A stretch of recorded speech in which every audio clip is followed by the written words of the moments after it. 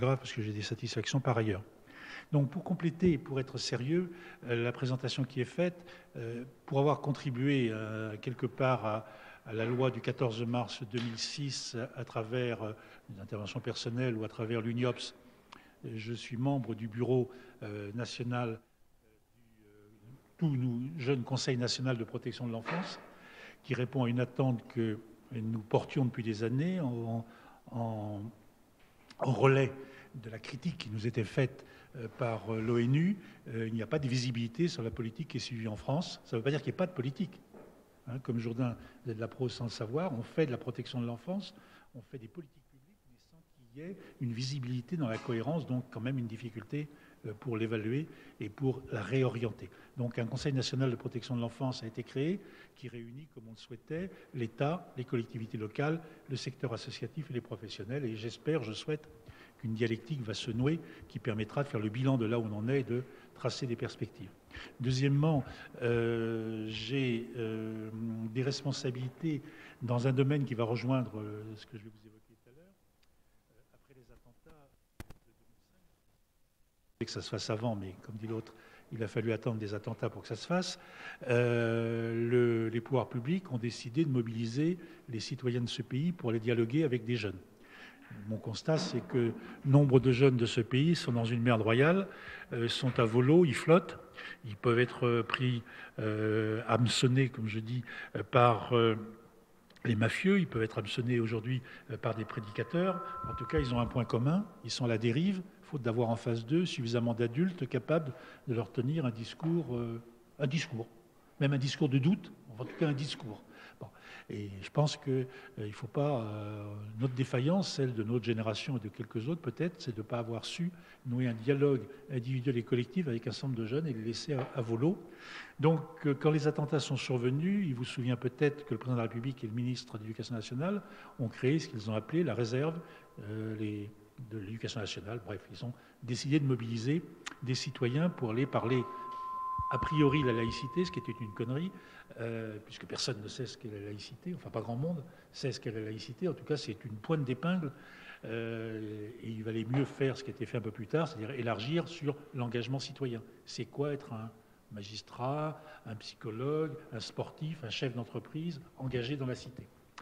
Et il nous a semblé à quelques-uns, au bout de 10 minutes, il nous a semblé à quelques-uns que l'affaire était suffisamment sérieuse pour ne pas la laisser dans les seules mains des pouvoirs publics. Pas seulement parce qu'il y avait une alternance politique qui pouvait arriver, mais parce que c'est une démarche que nous allons devoir développer pendant 20 ans, pendant 30 ans, pour essayer de renouer avec ceux qui, pour parler crûment, il n'y a pas de caméra, je peux le dire publiquement, qui conchient à la gueule de la République.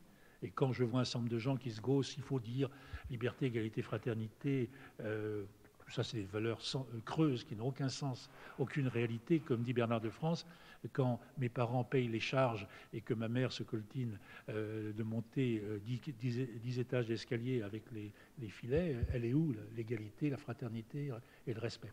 Donc il faut oser assumer qu'il y a un fossé entre les grands principes de la République et la réalité. Il y a de l'injustice, mais que la vie est faite d'injustice. Mais ce n'est pas parce que la vie est faite d'injustice qu'il faut poser des bombes.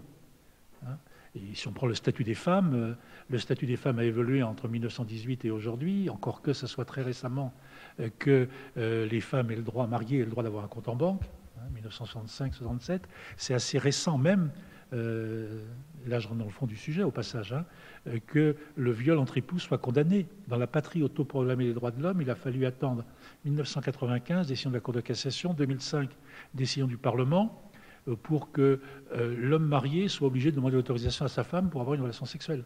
La femme était censée appartenir à l'homme. Donc on est encore loin. Donc, mais ce n'est pas parce qu'on met du temps à avancer sur le chemin des droits de l'homme qu'il faut, j'allais dire, vider l'eau, le bain, et j'en passe et des meilleurs. Donc on s'est organisé à travers une association qui s'appelle l'ACREN, l'Association des citoyens réservistes de l'éducation nationale. Bien sûr, quand je fais quelque chose, immédiatement je termine président, mais ça c'est pas le problème. Il s'agissait de cautionner la démarche, en sachant au passage, et pour rentrer toujours dans le sujet, avec l'air de ne pas y toucher, qu'on n'est quand même que 7000 à nous être portés candidats. quand il y avait 4 millions de personnes qui défilaient avec des roses blanches et des roses rouges et tout ce qu'on veut à Paris au nom des attentats. Moi, j'étais en Côte d'Ivoire à l'époque, je regardais ça en me disant, qu'est-ce que c'est là ? Ceci dit, il y en a que 7 000 qui soient restés pour dire, OK, moi, je paye de ma personne et je vais aller dans l'établissement scolaire, je vais essayer de nouer la relation. En d'autres termes, il y a des sincérités successives. Alors, dernier élément pour alimenter le débat, et puis surtout par rapport à vous, je suis que vice-président parce que j'ai refusé la présidence, mais d'une association qui s'appelle l'Avita, qui a été créée par un psychologue qui s'appelle Guy Benamozig et qui se donne pour objectif de venir en aide aux jeunes suicidaires, bien sûr à condition qu'ils n'aient pas réussi leur coup, et à leurs parents, en sachant que bien sûr c'est des drames que traversent un nombre de jeunes, un nombre de familles, et qui n'ont pas en face d'eux rapidement. Qui n'ont pas en face d'eux, et en plus rapidement, un interlocuteur. Et l'association s'est donnée pour objectif que dans les 24 heures, d'où son logo, une moto, ou un scooter plus exactement, se donnait pour objectif que dans les 24 heures, un jeune en grande souffrance, en grande difficulté, ou des parents en grande souffrance, en grande difficulté, ait un interlocuteur psychologue qui, j'allais dire, noue un dialogue avec eux, y compris montera sur le scooter pour aller.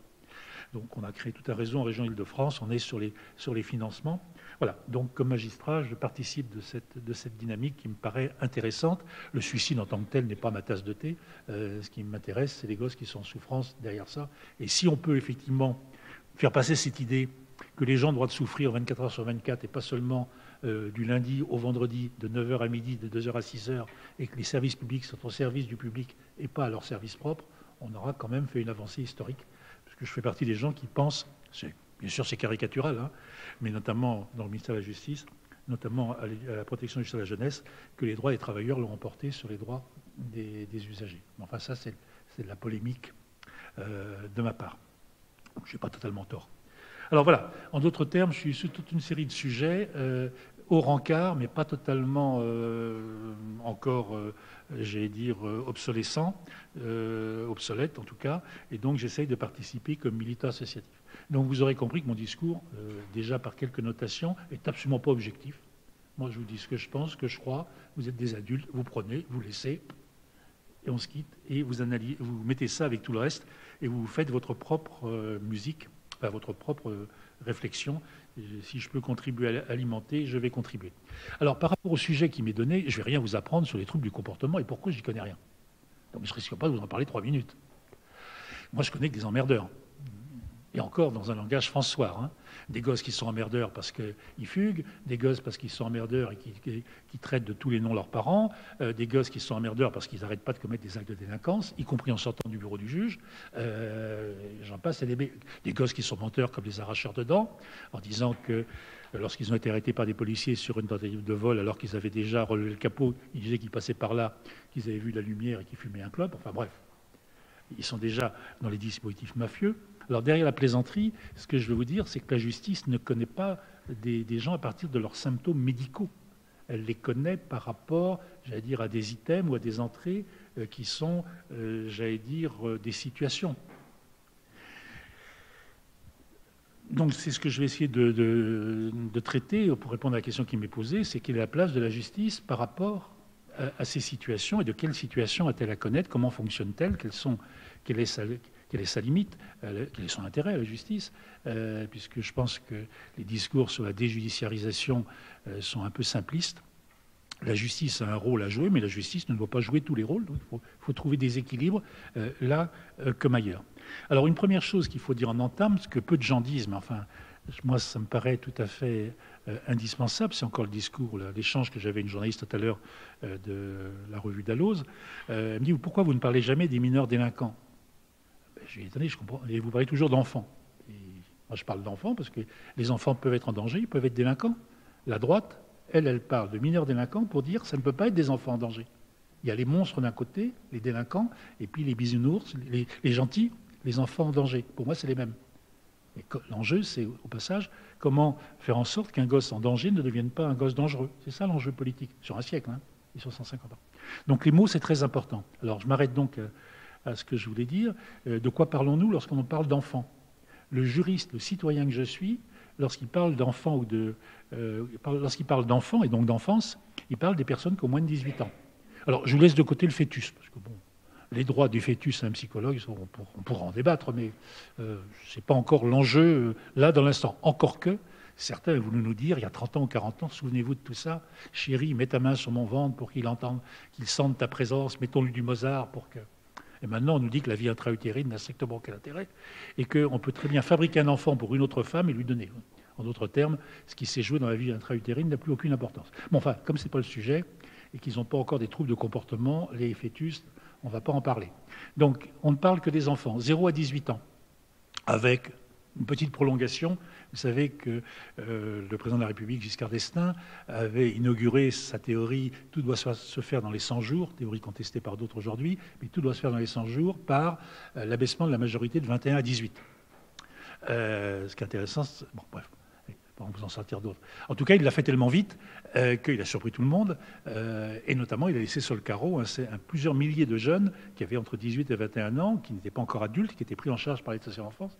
On a mis en place un statut des 18-21 ans.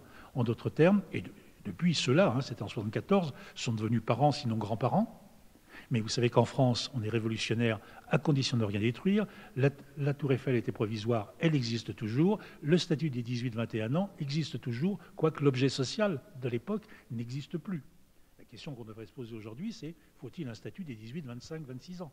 Ça, c'est la vraie question politique, bien sûr. Donc vous avez entendu parler tous les jours, sur toutes les antennes, dans le débat politique qui nous anime à l'heure actuelle. Les politiques qui nous gouvernent n'en ont strictement rien à cirer, ne savent même pas d'ailleurs que le problème puisse exister. En tout cas, pour la justice et pour l'aide sociale à l'enfance, enfant peut aussi s'entendre de 18 à 21, quoi. On s'occupe un peu de ceux qui ont un peu plus de 18 ans. Mais sur le plan juridique et strictement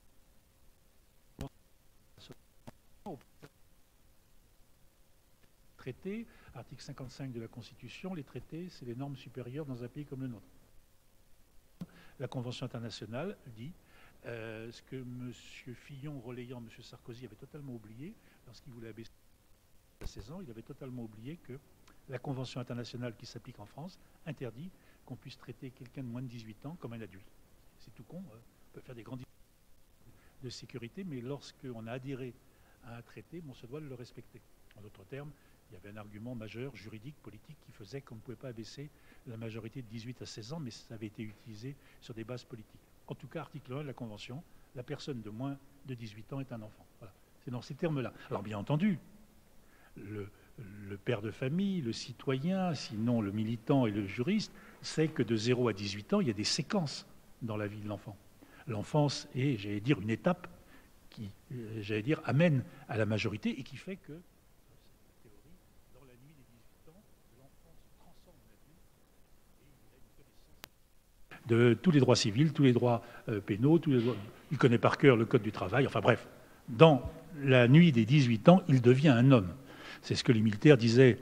C'est la lettre que ma mère avait reçue du général de corps d'armée qui m'avait pris là, pour mon service militaire. Madame, votre fils maintenant est un homme. Passé à l'armée, on devenait un homme. Passé à 18 ans, on devient un homme.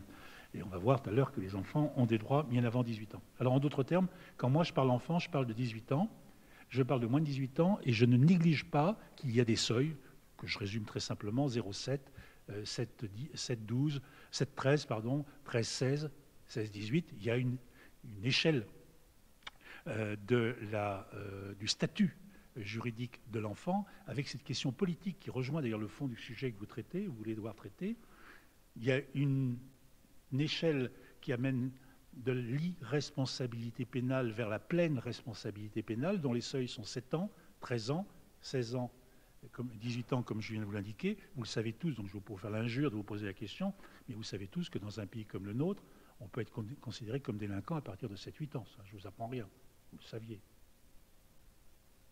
Il y a une personne honnête qui dit qu'elle ne savait pas. Vous inquiétez pas, auquel le savait, bien sûr. Ce qui est intéressant, c'est qu'on fait tous de la citoyenneté, de la politique, vous ne le savez pas. Et que vous êtes pardonnable, mais je peux vous jurer qu'un certain nombre d'hommes politiques, de responsables, ne le savent pas. Ils l'apprennent quand je leur dis. Vous savez, vous ne savez pas, mais ça, je pense que vous le savez, parce que vous êtes un peu professionnel quand même sur les bords, qu'à 13 ans, on peut aller en prison en France, y compris en détention provisoire. Et vous savez, vous ne savez pas qu'à partir de 16 ans, on peut être condamné comme un adulte. Plein pot. Vous savez, vous ne savez pas, ça vous ne le savez pas, parce que vous n'êtes pas, à mon avis, au top niveau quand même, que depuis une loi qui a été votée en décembre, la peine maximale qui peut être encourue par un jeune aujourd'hui, qui a entre 16 et 18 ans et qui commet un fait criminel, c'est la réclusion criminelle à 30 ans. Jusqu'à cette loi, c'était la réclusion criminelle à perpétuité. La réclusion criminelle à perpétuité. Donc on se gaussait de ce que les Américains pouvaient faire en oubliant totalement que nous pouvions le faire. La Cour suprême des États-Unis avait effectivement ramené le seuil de perpétuité à 20 ans, mais nous, en France, on avait encore, jusqu'à il y a 2 mois, la perpétuité pour les mineurs. C'est l'histoire du Chambon-sur-Lignon, hein, si vous pensez que c'est théorique. C'est ce garçon de 17 ans et 11 mois, le jeune Mathieu qui a tué la petite Agnès, qui a tué et violé, bien sûr, la petite Agnès. Il n'avait pas encore été condamné, mais il avait déjà commis un viol. On lui a enlevé le bénéfice de l'excuse de minorité, c'est-à-dire qu'il est entré dans la salle en disant « j'avais moins de 18 ans le jour des faits », et la cour d'assises lui a dit « certes, vous aviez, de par votre identité, moins de 18 ans, mais vous avez eu le comportement d'un adulte, donc vous serez puni comme un adulte ». Il a été condamné à la réclusion criminelle à perpétuité. Aujourd'hui, il serait condamné à 30 ans. On va voir d'ailleurs comment la décision qui l'a condamné va pouvoir évoluer. Donc tout ça pour vous dire quoi ? Qu'il y a effectivement dans l'enfance des étapes, que l'enjeu politique, c'est le rapport que nous avons fait avec Dominique Youf sur les droits des enfants, que je vous invite à lire sur mon site parce qu'il n'a pas eu une grande promotion, il doit caler un meuble du ministère de la Famille actuellement, où nous disions qu'il serait politiquement intéressant, même utile, nécessaire qu'il y ait un statut civil qui soit le pendant du statut pénal. C'est-à-dire que si je peux engager ma responsabilité, il faut que j'ai en face les droits qui y correspondent. Ou plus exactement, il faut remettre les choses dans le bon ordre. J'engage ma responsabilité parce que j'existe, parce que j'ai des droits. Des droits découlent des devoirs, et non pas les devoirs découlent des droits. Vous voyez que tout ce que je vous dis au passage est très très politique. Hein. Je ne suis pas du tout dans le bisounours et dans le judéo-chrétien. Alors, ce qu'il faut retenir de ce que je viens de vous dire là, sur cette première séquence, c'est qu'effectivement, on parle des personnes de moins de 18 ans, sachant qu'effectivement, on va le retrouver, le croiser, il y a des seuils d'âge qui peuvent exister en matière civile, en matière pénale, qui scandent la montée en puissance pour l'enfant vers la pleine responsabilité civile et civique, pénale et politique. Et je ne dis pas vers l'autonomie, puisqu'aucun d'entre nous n'est autonome. Vous n'êtes pas autonome, je ne suis pas autonome. L'autonomie, je ne sais pas ce que ça veut dire. On est tous dans des réseaux de dépendance. Et être capable de prendre des décisions et d'assumer les conséquences de ces décisions. Alors, deuxièmement, pour avancer, quelle est la modernité du sujet ? La modernité du sujet, c'est qu'effectivement, aujourd'hui, on est préoccupé, non pas par les troubles du comportement de tel ou tel jeune, même si on va retrouver parfois à qualifier telle ou telle attitude avec ce type de référence, mais grosso modo, ce qui nous pose problème, c'est la radicalisation, entre guillemets, d'un certain nombre de jeunes qui, et pas seulement des garçons, hein, il y a un taux de filles qui est très important, et tous ceux qui se préoccupent de ces situations disent que c'est les filles qui sont plus préoccupantes. Au passage, je préside le comité d'éthique de ce dispositif du côté de Lyon, donc à Lyon, pardon, ce qui me permet d'en parler un tout petit peu. En d'autres termes, on a une partie de la jeunesse, très peu, hein, c'est 1000, 2000, 3000, c'est pas 100 000, c'est pas 200 000, mais il y a une partie de la jeunesse de France qui effectivement tient des propos et est prêt aussi à des passages à l'acte, voire même passe à l'acte, puisque je ne sais pas quelle est la fiabilité des chiffres qui nous sont donnés, parce que là, déjà que sur l'enfance maltraitée, je suis d'une prudence dessus, mais dans ce domaine-là, je voudrais bien connaître les statisticiens qui ont fait l'inventaire du nombre de gosses qui sont partis en Syrie et de ceux qui vont revenir, ce qui suppose de connaître ceux qui n'ont pas explosé en vol. Pour élaborer les statistiques, à mon avis, ce n'est pas évident, mais enfin, disons, à la grosse louche, on nous prétend qu'il y a 650 ou 700 gosses, enfin mineurs, qui sont partis en Syrie, qu'une partie d'entre eux voudraient revenir, et puis qu'il y aurait 1700, 1800, mais là encore, je ne sais pas d'où sortent ces chiffres-là, bon, quand on voit comment c'est fait dans les préfectures, bon bref, allez. Ce qui est intéressant, ce n'est pas le millimètre près, mais dans quel ordre de grandeur nous sommes. Bon, ce qui fait la préoccupation d'aujourd'hui, c'est effectivement les gamins radicalisés ou en passe de radicalisation, c'est-à-dire en passe de cautionner des démarches de terrorisme et de passage à l'acte violent contre la société. C'est ça la préoccupation. Quand il y a 4 ou 5 ans, la préoccupation que nous avions collectivement, c'était les problèmes de délinquance juvénile. Alors, bien sûr, il y a un lien. Hein. par définition, le prosélytisme pour le terrorisme, c'est un acte de terrorisme, mais ce n'est pas le terrorisme au quotidien dont on parlait.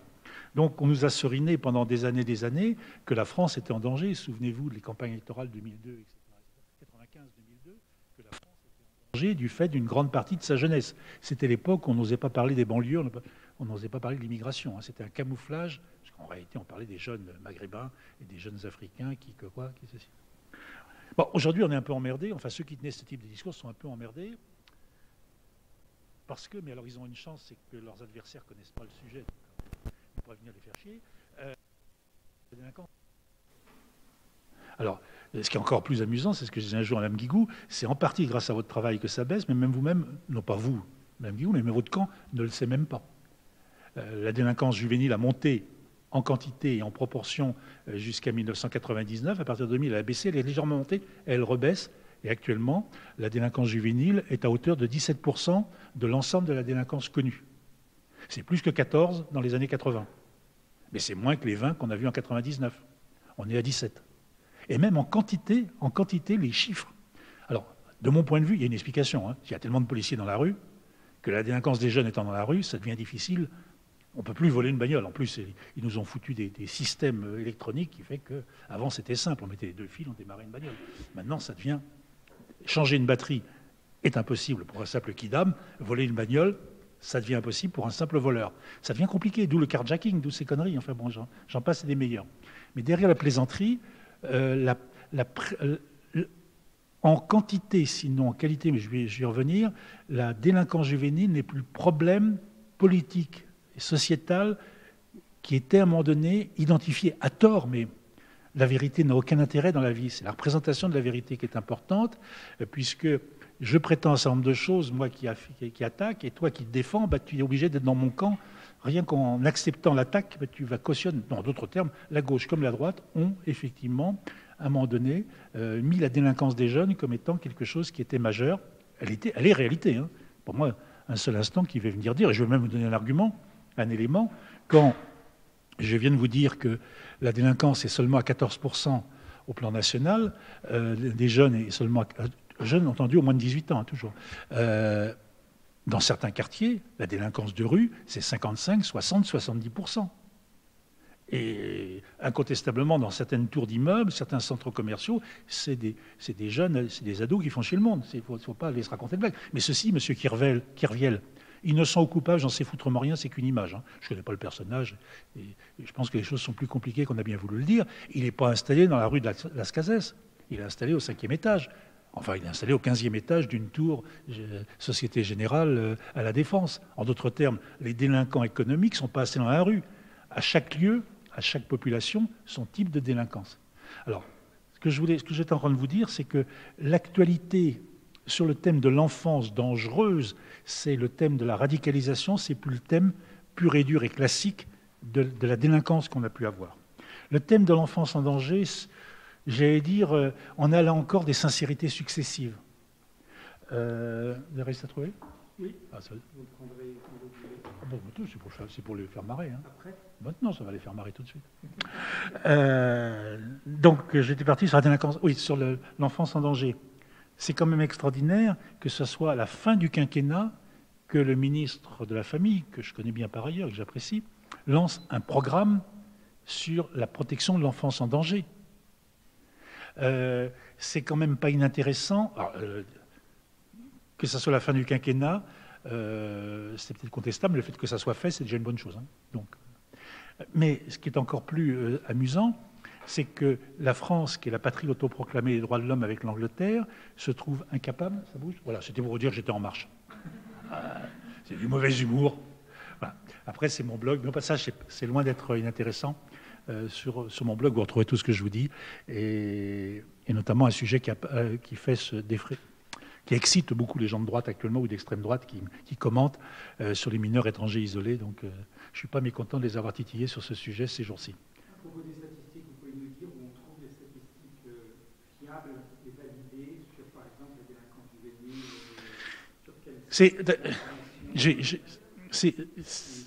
Oui, c'est difficile de répondre, j'allais dire, sans prendre une précaution oratoire. Statistiques fiables, Même mon beau-frère, qui est député du 16e arrondissement, qui est du MP, avec qui de temps en temps je discute et je travaille, etc., c'est lui-même qui dénonce, y compris de l'époque Sarkozy, qui dénonce les statistiques. Bon. En d'autres termes, je ne mettrai pas ma main sur les statistiques du ministère de l'Intérieur et du ministère de la Justice. Ce qui est intéressant, c'est si l'instrument ne bouge pas. Si le thermomètre n'est pas bon, mais si on reste avec le même thermomètre, c'est les variations qui sont intéressantes. Alors, moi, je me réfère toujours aux chiffres, aux chiffres du ministère de la Justice qui sont publiés dans Stat et ça, on revient tout à l'heure. Vous faites ministère de la Justice, statistique, et vous aurez sur plusieurs années, même difficulté pour le prof de droit que je suis, enfin, c'est qu'ils changent ils changent de temps en temps les paramétrages. Donc, pour faire les comparaisons, ce n'est pas toujours facile, mais je pense que les statistiques judiciaires sont fiables parce qu'elles se réfèrent au fonctionnement d'une institution. Maintenant, la question que vous posez, la connaissance de la réalité de la délinquance juvénile, je pense que personne ne la connaît. Parce que, et puis dans d'autres domaines de délinquance aussi, puisque par définition, il y a ce qu'on appelle un chiffre noir, c'est-à-dire un déphasage entre la réalité et de ce que nous percevons. Alors je vais vous donner un élément qui est intéressant. C'est les travaux de Sébastien Rocher, qui est sociologue, sauf faire ma part, à la fac de Grenoble. Et Sébastien Rocher, à partir des enquêtes d'autoconfession, démontre qu'on ne connaît pas, que l'appareil policier, qui est en première ligne, ne connaît pas un fait sur 5. En d'autres termes, que les victimes, conscientes ou inconscientes, ne dévoilent pas plus d'un fait sur 5 dont elles sont victimes. En d'autres termes, il y a déjà un taux qui est... Quand vous rajoutez que le taux d'efficacité policier, à supposer que 100 cas remontent à la police, elle n'arrive à en élucider que 30.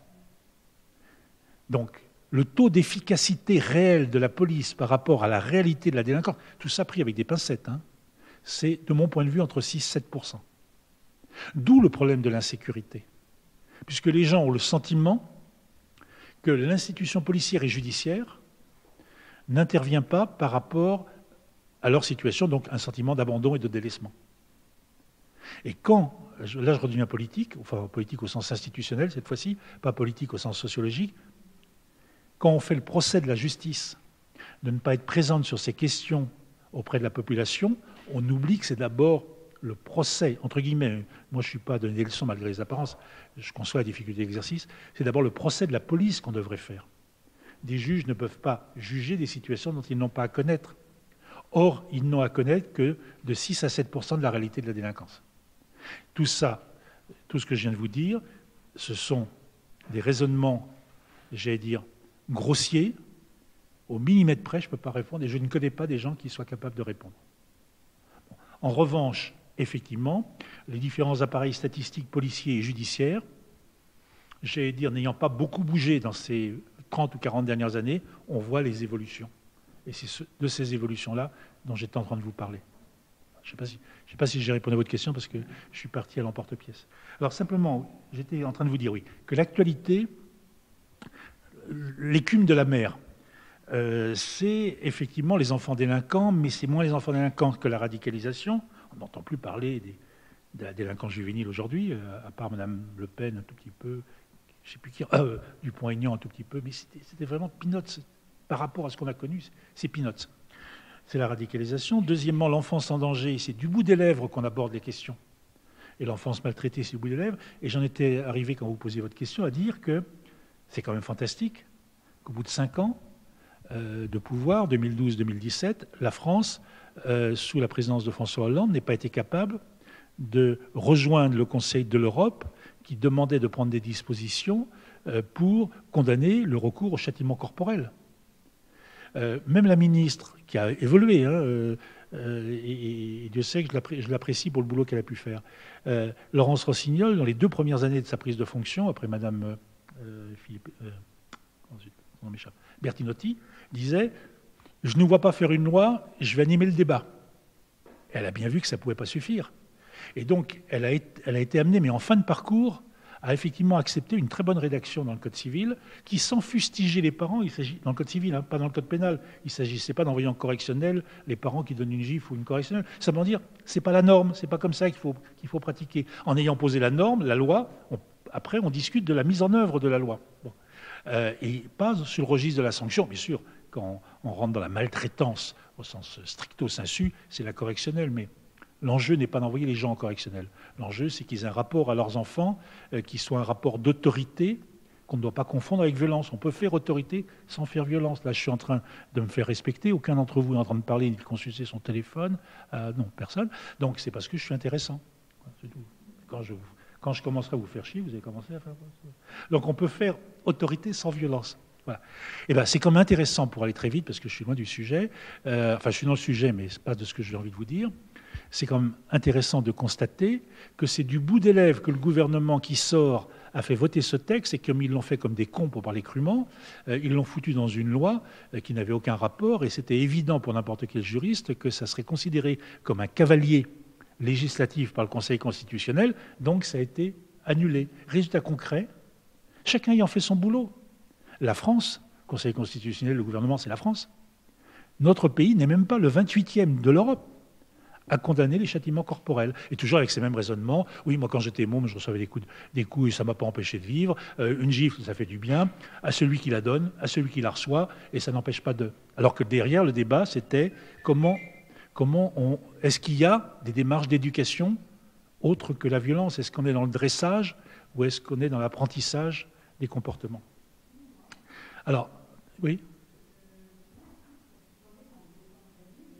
Je suis en train de... Oui, mais... Alors, oui, vous avez raison, c'est ce que je suis en train de vous dire. La loi de décembre a existé. En décembre dernier, il y a eu une loi. J'ai même fait un blog. Vous allez voir mon blog, j'ai dit « Papa Noël nous a déposé un truc fantastique ». Oui, bah d'accord. Sauf que le 5 janvier, le Conseil constitutionnel a ratiboisé la loi. Ça, vous ne l'avez pas vu. Alors, si ce n'est pas le 5 janvier, c'est le 7. Hein. Voilà. Non, voilà, c'est pour ça que je ne rends pas responsable Dupont ou Durand. Je veux dire, on a le Conseil constitutionnel qu'on mérite, on a le gouvernement qu'on mérite, on a les pouvoirs publics qu'on mérite. Allez, ce pays, autoproclamé droit de l'homme et droit de la femme, et droit des enfants, eh ben, il est bourré de contradictions. Alors, je continue 20 secondes.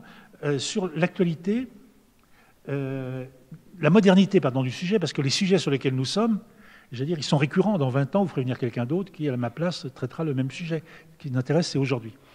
Alors, si on gratte un peu par-delà l'écume de la mer, on est dans une phase qu'on théorise un peu moins qu'on théorisait il y a 20 ans, lorsque le débat sur les thèmes des droits des enfants, le débat sur les droits des enfants était très porteur. Mais concrètement, on y est encore, j'allais dire, à plein pot. On est sur le débat droit sur, droit à, droit de l'enfant. En d'autres termes, est-ce que l'enfant est un objet de propriété pour les parents et les parents ont le droit de les traiter comme ils le veulent, y compris de les maltraiter, y compris de les battre et de les éduquer avec les limites que pose la puissance publique. Donc c'est le débat sur la maltraitance à enfants, c'est le débat sur le droit à l'enfant, qui nous est posé à travers l'adoption il y a 20 ans et aujourd'hui à travers la PMA et la GPA, et avec la question qui nous est posée, est-ce que, j'allais dire, l'élément de vie, qui est la gamète et le spermatozoïde, ça peut se vendre, ça peut se donner, c'est indifférent, ou est-ce qu'au contraire, on doit se préoccuper des conditions de naissance d'un enfant? Est-ce qu'on peut laisser concevoir un enfant hors d'un couple, avec le débat hors d'un couple bisexuel, hétérosexuel ou, j'allais dire, homosexuel? Et puis derrière se pose la question de la représentation de la femme. Est-ce que la femme n'est qu'une porteuse d'enfants? Et puis derrière, bien sûr, est-ce que l'enfant est quelque chose qu'on peut acheter et rejeter? Bon, dans la dernière période, on a plus parlé du débat de la GPA et de la PMA qu'on a parlé des droits des enfants, hein, je vous rappelle. Donc c'est loin d'être tout à fait aberrant ce que je suis en train de vous dire. Et puis il y a un troisième thème qui est de la problématique, parce qu'il y a 3 pôles d'entrée: le droit sur, le pouvoir sur, le droit à avoir un enfant ou être parent. Et puis il y a la troisième dimension qui sont les droits de. Est-ce que l'enfant a des droits et est-ce qu'il peut exercer ses droits? Et jusqu'où peut-il exercer ses droits? C'est le débat, par exemple, sur l'expression religieuse. Est-ce qu'un enfant a le droit de choisir sa religion, et est-ce qu'un enfant a le droit d'exprimer ses convictions religieuses? Alors, on pourrait trouver d'autres sujets d'entrée. Hein. Est-ce qu'un enfant a le droit, dans un conflit parental, d'exprimer son point de vue? Les adultes, parents et juges décideront, mais il donne son point de vue. Au contraire, est-ce qu'il fait partie des meubles, le chien, etc., la belle-mère, qui se les partage, enfin, qui se les répartit? Bon. Est-ce que l'enfant peut participer d'une association et d'une démarche associative? Bon. Et quels sont les droits fondamentaux de l'enfant? Et pour le dire maintenant, parce que je ne sais pas si je vous le placerai après, mais je dis qu'on est aussi héritier de responsabilités que certains ont pu, ont pu commettre, de fautes que certains ont pu commettre. Alors, je m'explique. J'ai participé à un débat il y a 20 ou 30 ans, quand je dirigeais l'Institut de l'enfance et de la famille, comme c'est indiqué ici, avec le grand rabbin de France. La question était de savoir quels étaient les droits des enfants, et grosso modo, la Convention internationale, les droits de l'enfant, du Sinaï à Genève. Eux, ils avaient écrit du droit à l'amour. Moi, je disais que c'était l'inverse, c'était l'amour au droit. Hein. Historiquement parlant, c'était ça le chemin. Et le grand rabbin Citruc disant, le premier droit des enfants juifs, c'est d'appartenir à la famille juive. Ils sont juifs avant d'être français. À l'époque, je l'avais épinglé. Mais aujourd'hui, quand vous entendez les musulmans de France dire, avant, bon, pas tous les musulmans, mais une partie des musulmans de France, avant d'être français, on est musulman, ça fait écho. Donc la question est de savoir, effectivement, est-ce que l'enfant existe par lui et pour lui? Ou est-ce qu'au contraire, et c'est le débat sur la scission, sur l'excision, surtout sur la circoncision, quand je tiens ce propos avec des copains, même magistrats qui sont juifs, ils sautent au plafond en me disant « tu t'attaques au tabou » hein non. Est-ce que les droits de l'homme s'arrêtent, j'allais dire, à la religion juive? Moi, je prétends que quand on circoncie un enfant, pour des raisons autres que médicales, on le marque dans son corps, et on marque son appartenance dans le corps. Débat impossible à voir. Alors, il n'y a pas de public, enfin, il n'y a pas de presse, je peux le dire, mais de ma vie de militant, la seule fois où j'étais victime d'une tentative de censure sur des documents que j'ai pu écrire, j'ai écrit des discours de ministres, de président de la République, le discours de François Mitterrand en 1990 au congrès de l'UNAF, c'est moi qui l'ai écrit, enfin, j'ai écrit un tas de trucs. La seule fois que je me sois fait censurer, c'est le rapport qu'on a fait sur les droits des enfants avec Dominique Youf, lorsqu'on disait qu'il fallait qu'on ait dans ce pays le débat sur la circoncision et l'excision. Bien sûr qu'on ne confond pas, hein. Il ne s'agit pas de confondre les effets de l'excision et de la circoncision. Mais il y a un point commun dans les deux, c'est l'amputation du corps de l'enfant pour marquer son appartenance à une culture et à une communauté. C'est un des points communs. Certains en Allemagne militent très très fort contre la circoncision. Eh bien, le cabinet du ministre, sinon l'Élysée, me disait il faut que vous enleviez ça. Le président de la République s'est engagé à ce qu'il n'y ait pas. Moi, je ne vous dis pas qu'il faut une loi qui condamne la circoncision. Pour l'excision, c'est fait. Mais qui condamne la circoncision, je dis simplement, en référence au Conseil de l'Europe, le Conseil de l'Europe demande que les débats aient lieu, qu'on ne prenne pas les choses comme acquises. Et le fait qu'on appelle à un débat, ça justifierait qu'on n'en parle pas. Alors, pour montrer que tout ce que je vais vous dire, c'est en plein cœur de débats d'actualité qui sont visibles ou invisibles. Il ne faut pas être angélique lorsqu'on aborde les thèmes des droits des enfants. Derrière, c'est bien sûr l'organisation sociale qui est la nôtre, démocratique, pas démocratique. C'est le rapport à l'autre. Est-ce que je le respecte? Est-ce qu'il m'appartient? Est-ce qu'il ne m'appartient pas? J'en passe et des meilleurs.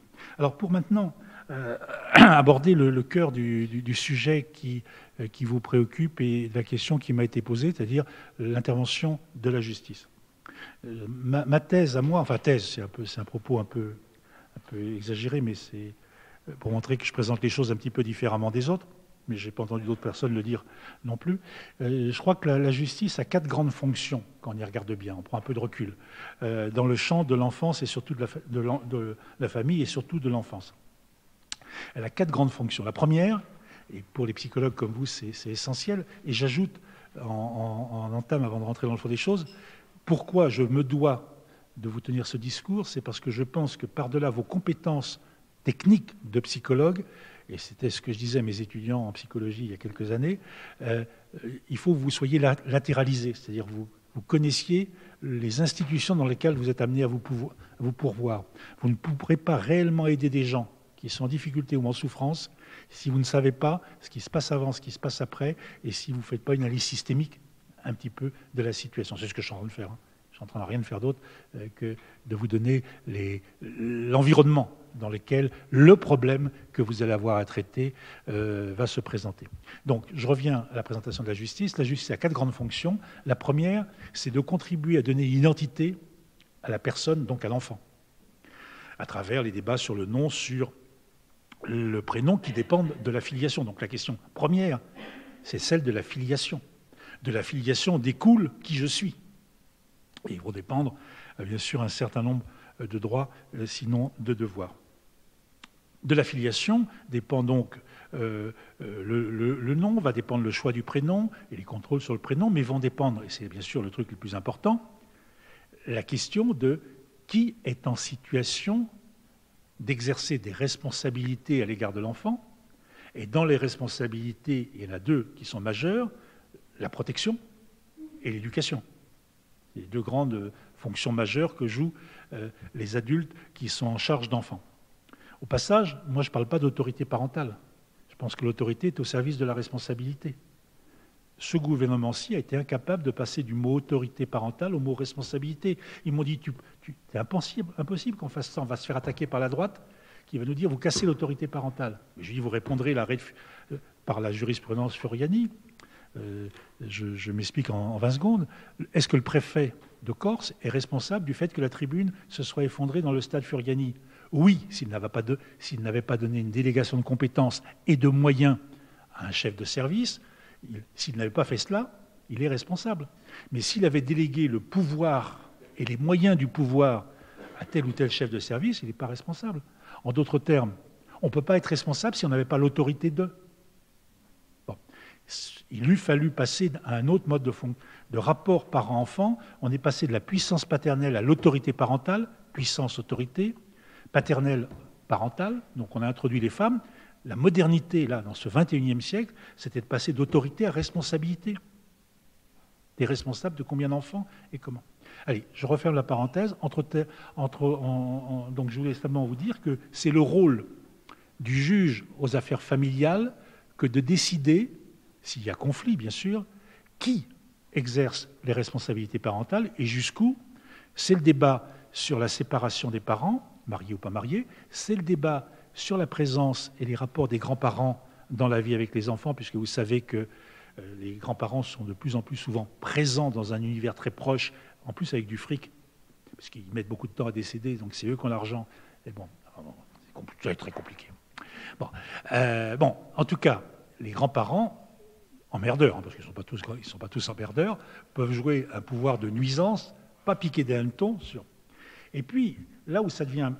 C'est un élément de modernité encore plus compliqué, et là encore la puissance publique, les Sarkozys d'un côté, les Hollandais de l'autre ont été défaillants sur les 10 dernières années, c'est qu'on n'a pas traité le problème des tiers, c'est-à-dire des beaux-pères et des belles-mères qui exercent des responsabilités au quotidien à l'égard des enfants et qui sont rien sur le papier, mais qui sont beaucoup au quotidien, et avec des problèmes qu'il faut trancher. Qui décide que le gosse va faire du saut à l'élastique? Qui décide qu'il va aller, on va lui couper les cheveux de telle manière? Qui décide qu'il va aller à tel ou tel truc? Quels sont les actes de la vie courante qui dépendent de ceux qui vivent au quotidien avec l'enfant? Et quels sont les actes importants? Aller faire des études aux États-Unis, faire du saut à l'élastique, faut quand même le dire, le saut à l'élastique, c'est quand même pas banal, une opération cardiaque ou autre. C'est important de dire que dans la modernité de la vie familiale des enfants, il y a plusieurs adultes qui peuvent intervenir. Il peut y avoir les 2 géniteurs, qui parfois même sont du même sexe. Bon, la difficulté de l'exercice, c'est assez difficile de faire la démonstration en allant très très vite. Mais aux 2 géniteurs initiaux, avec la complexité PMA, GPA, il peut y avoir une première couche de beau-père, une deuxième couche de beau-père, une première couche de belle-mère, etc. etc. Il y a parfois, pour beaucoup de gosses, si je caricature mon propos, il n'y a aucun adulte présent, et parfois il y en a trop. Il y a un point commun, c'est qu'il n'y en ait aucun ait trop, il n'y en a pas qui soit identifié comme celui qui exerce des responsabilités. C'est ça le problème, c'est la vacuité, même s'il y a beaucoup d'adultes. Et on n'a pas percé la question de, s'ils sont plusieurs, qui est compétent en quoi? Et moi je suis convaincu, psychologue que vous êtes, vous confirmerez, vous infirmerez, mais mon point de vue de juge, de citoyen et de simple quidam, c'est de dire, eh ben, c'est anxiogène pour des gosses. C'est à qui je dois. C'est la gamine que j'ai encore dans ma tête, que je voyais dans mon bureau. J'avais à l'époque de grands fauteuils qui étaient en velours, qui étaient extraordinaires. Elle était recroquevillée sur son fauteuil, elle devait avoir 12 ans, avec les pieds, les genoux, enfin sous les genoux, etc. Et elle avait un problème, c'est que son père était mort. Son père était vivant, qui était éducateur, un peu toxicomane, beaucoup toxicomane, un peu gauchiste sur les bords et un peu voleur. Et sa mère était morte d'une overdose. Elle était élevée par la tante. Donc la tante lui disait, la propriété lui disait de respecter les règles du jeu. Et le samedi dimanche, son père lui disait que la propriété, c'est le vol. La gamine était première dans sa classe. Elle me dit, monsieur le juge, qui a raison? Parce que le samedi dimanche, mon père m'emmène commettre des vols avec lui. Et ma tante m'engueule parce que je le fais. C'est une caricature, ce que je dis. Mais on peut raisonner que sur des caricatures. Sinon, on ne peut pas avancer. Alors, en d'autres termes, une des missions de la justice, à travers le juge aux affaires familiales, pas le juge des enfants, à travers le juge aux affaires familiales, c'est de faire la loi dans la sphère familiale de chaque enfant. De dire qui doit faire quoi. Je vous la fais caricaturale, très simple. Faire la loi, qui doit faire quoi, en tenant compte des règles générales qui sont praticables et en tenant compte de la situation locale. Mais en sachant que le législateur n'a pas fait son boulot, qui aurait dû dire que le beau-père et la belle-mère sont légitimes d'exercer les actes de la vie courante. Ce que j'avais rédigé avec Dominique Youf était très napoléonien. Pour un juriste, c'est le summum du summum. C'est-à-dire se prendre pour Napoléon comme rédacteur juridique, bien sûr, qui consistait à écrire la phrase suivante: toute personne qui a légalement à charge un enfant, sous-entendu qui n'est pas pédophile et qui n'a pas kidnappé l'enfant, toute personne qui légalement a à charge un enfant est en droit et en devoir d'exercer les actes de la vie courante. Ça vaut pour le beau-père et la belle-mère, ça vaut pour l'enseignant, ça vaut pour l'éducateur, ça vaut pour la personne dans la rue qui voit un gamin en train de traverser, qui le retient, dit « Qui t'es-toi pour me retenir ?» Je suis quelqu'un qui est un citoyen, tu vas te faire renverser. Pour les familles d'accueil. J'ai fait la loi 84 sur les familles d'accueil, donc je suis d'accord avec vous. J'ai pris ces exemples-là, mais vous avez raison. En d'autres termes, avec une phrase générique, on aurait pu dire aux 20h à la télé, à tout enfant de France, tu es en devoir de respecter l'autorité de la personne avec qui tu es. Dit de la part de quelqu'un qui milite pour les droits des enfants, puisque je maintiens que le premier service qu'on puisse rendre aux gosses, c'est de les sécuriser. Mais encore faut-il qu'il y ait en face des gosses, des adultes qui, comme disait Juppé, soient droits dans ses bottes. Ce qui n'est pas le cas à l'heure actuelle. Chérie, c'est pas mon fils, tu crois que je peux lui dire, quitte-toi, t'es pas mon père, va te faire foutre. Tout ce que j'ai entendu, tout ce que vous avez entendu comme psychologue. Voilà. Donc, premier point, le rôle de la justice, c'est de donner un statut, et du statut qui est donné à l'enfant, on peut, bien entendu, ça ne se passera pas toujours comme ça, mais on peut induire qu'il y a de meilleures chances pour qu'il soit sécurisé et moins en difficulté. Bon. Rien n'est mathématique. Enfin, comme dit l'autre, si on crée les conditions d'une catastrophe, il ne faut pas s'étonner ensuite qu'il y a une catastrophe. Voilà. Deuxième élément qui est important, et ça va être le juge pour enfants avec le procureur de la République qui joue un rôle de plus en plus important, et pour les mineurs étrangers isolés, on a même court-circuité le juge pour enfants au bénéfice du procureur. C'est le deuxième rôle de la fonction de la justice, c'est de garantir le droit à des parents qui exercent bien leurs responsabilités. Ça, c'est du François. En langage juridique, c'est la procédure d'assistance éducative, les articles 375 et suivants du Code civil, et qui veut que lorsqu'un enfant est en danger, en danger physique, en danger psychologique, en danger moral, la justice est autorisée à intervenir pour rappeler les parents à l'ordre, non pas pour les punir, mais pour les rappeler à l'ordre, pour les étayer, pour les accompagner, pour les assister, voire même, jusqu'à un certain niveau, pour séparer physiquement, pas en droit, séparer physiquement les parents de l'enfant. C'est le débat sur le placement d'un enfant, quoique personnellement, je n'utilise jamais le mot placement, et si jamais vous avez un truc à retenir de toutes les conneries que je vous dis, c'est celle-ci. Utilisez jamais le mot placement avec les enfants et les familles auxquelles vous êtes confrontés dans les milieux populaires. Le mot placement, ça équivaut à déchéance d'autorité parentale. Vous parlez d'accueil. Votre enfant va être accueilli. Ce qui est vrai, ce qui en plus correspond à la réalité, parce que s'il est accueilli, physiquement, ça ne change pas son statut juridique. J'ai tous mes droits sur mon enfant et toutes mes responsabilités, bien évidemment. Mais si vous utilisez le mot placement, les gens vont se recroqueviller. Quand ils vous auront dit « oui, je suis d'accord pour que mon enfant aille en internat scolaire », s'il y a un éducateur qui dit « monsieur le juge, vous prenez une ordonnance de placement », immédiatement, les parents disent non. Et si vous voulez comprendre ce que je suis en train de vous dire, non, vous êtes plutôt jeune. Bon, mais enfin, bon, allez, je vais dire ça pour les plus anciens. Dans quelques années, on va poser la question de savoir où est-ce qu'on place papy. Ou comment faire que... Et si j'entends un de mes enfants, petits-enfants derrière, qui me pousse dans mon truc, en disant où est-ce qu'on le place, je découpille façon puzzle. Moi, je veux être accueilli avec amour par des infirmières blondes, aux yeux bleus, en robe blanche. Voilà. Et si je m'entends traiter comme un objet, je vais être très, très, très fou furieux. Hein, quand on milite pour les droits des autres, je vais être respecté dans mes droits. En d'autres termes, faites pas aux autres ce que vous ne voudriez pas qu'on vous fasse. Parlez jamais d'un enfant comme étant un objet. On accueille un enfant, on ne le place pas. C'est un discours très dur à tenir, hein, très très dur, hein, très dur. Même chez mes petits camarades magistrats, avocats, etc., éducateurs, ils ne comprennent rien à rien. Et placement, institution, mur, enfin bon, voilà, ça les rassure. Bon, allez, je referme la parenthèse. Allez, le rôle du juge pour enfants, avec de plus en plus une présence importante du procureur de la République, il est si le diagnostic a été fait qu'un enfant est en situation de danger, et parmi les situations de danger, il y a le conflit parent-enfant, des gamins qui présentent des troubles ou pas des troubles de comportement, les parents analysent mal la situation et ne sont pas d'accord avec le diagnostic qui est fait par médecins, psychologues, travailleurs sociaux, enfin des gens qui entourent. Ils ne partagent pas le point de vue, et parfois ils ont raison de ne pas être d'accord avec les professionnels. Souvent ils ont tort, mais parfois ils ont raison.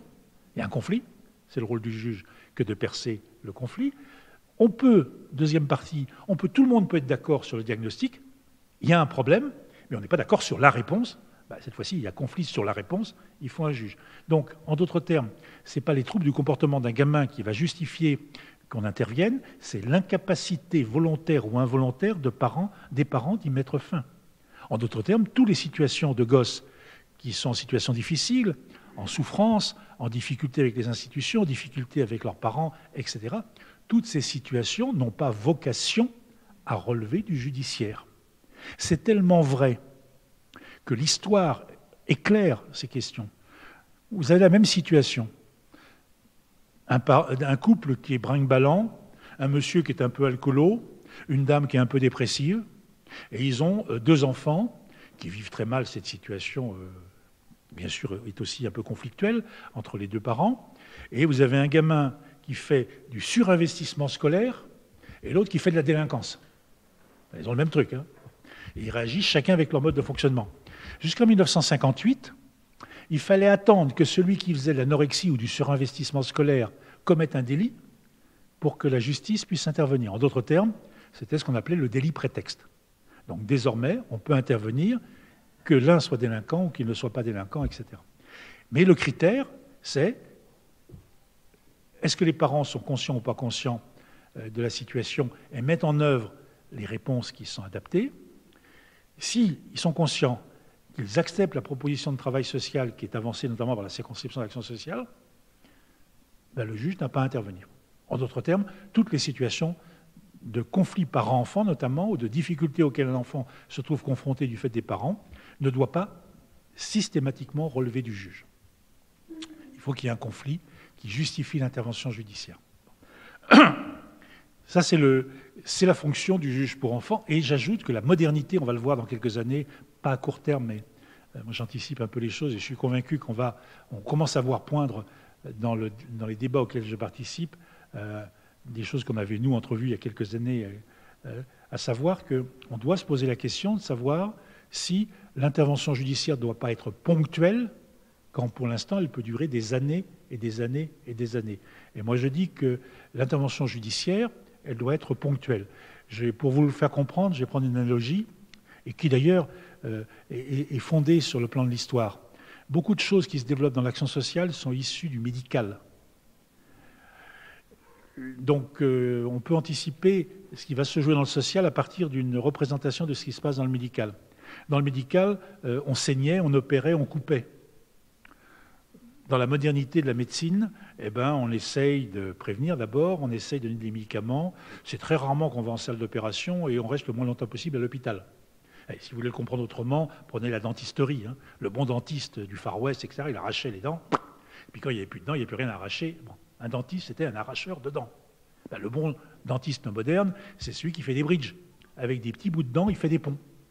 Ben, l'action sociale moderne, c'est ça. Plutôt que de rompre la relation parent-enfant, on travaille sur la relation pour que les parents soient en situation réelle d'exercer leurs responsabilités. C'est le rôle du juge de mettre les parents en situation d'exercer leurs responsabilités, de mettre les institutions, de les remettre en selle quand elles ont été discréditées pour telle ou telle raison par rapport aux parents. Et puis quand tout fonctionne bien, le juge il doit se barrer, il doit fermer le dossier, et il doit rentrer à la maison. Et s'il doit réintervenir 2 ans, 3 ans plus tard, il réinterviendra 2 ans ou 3 ans plus tard. En d'autres termes, par rapport à la médecine, le médecin de base, c'est le médecin de quartier, l'hôpital, c'est exceptionnel. On ne va à l'hôpital qu'exceptionnellement. L'hôpital, c'est le tribunal. Le médecin de quartier, c'est le travailleur social, le psychologue. Moi, très souvent, comme juge, je dis aux gens, pourquoi vous voulez que j'intervienne, moi? Vous avez des pages jaunes? Je vais vous aider si jamais vous avez un problème, pour trouver un psychologue, si vous ne savez pas comment faire. Ou je dis à la centre sociale, au travailleur social, aidez madame, monsieur, à trouver un psychologue avec qui, j'allais dire, ils vont convenir de ce qui sera utile. J'en sais foutrement rien. Pour moi, c'est affaire suivante. Ce n'est pas à moi de dire. Oui, allez-y.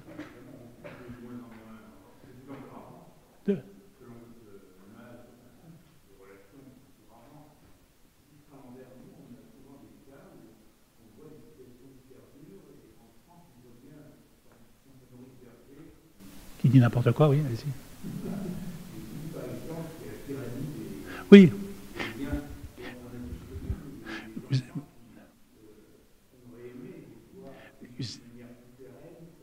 Alors, c'est pas moi qui vais nier, quand je caricature ce que dit, quand je réagis par rapport à Maurice Berger, je caricature puisque lui-même est dans la caricature.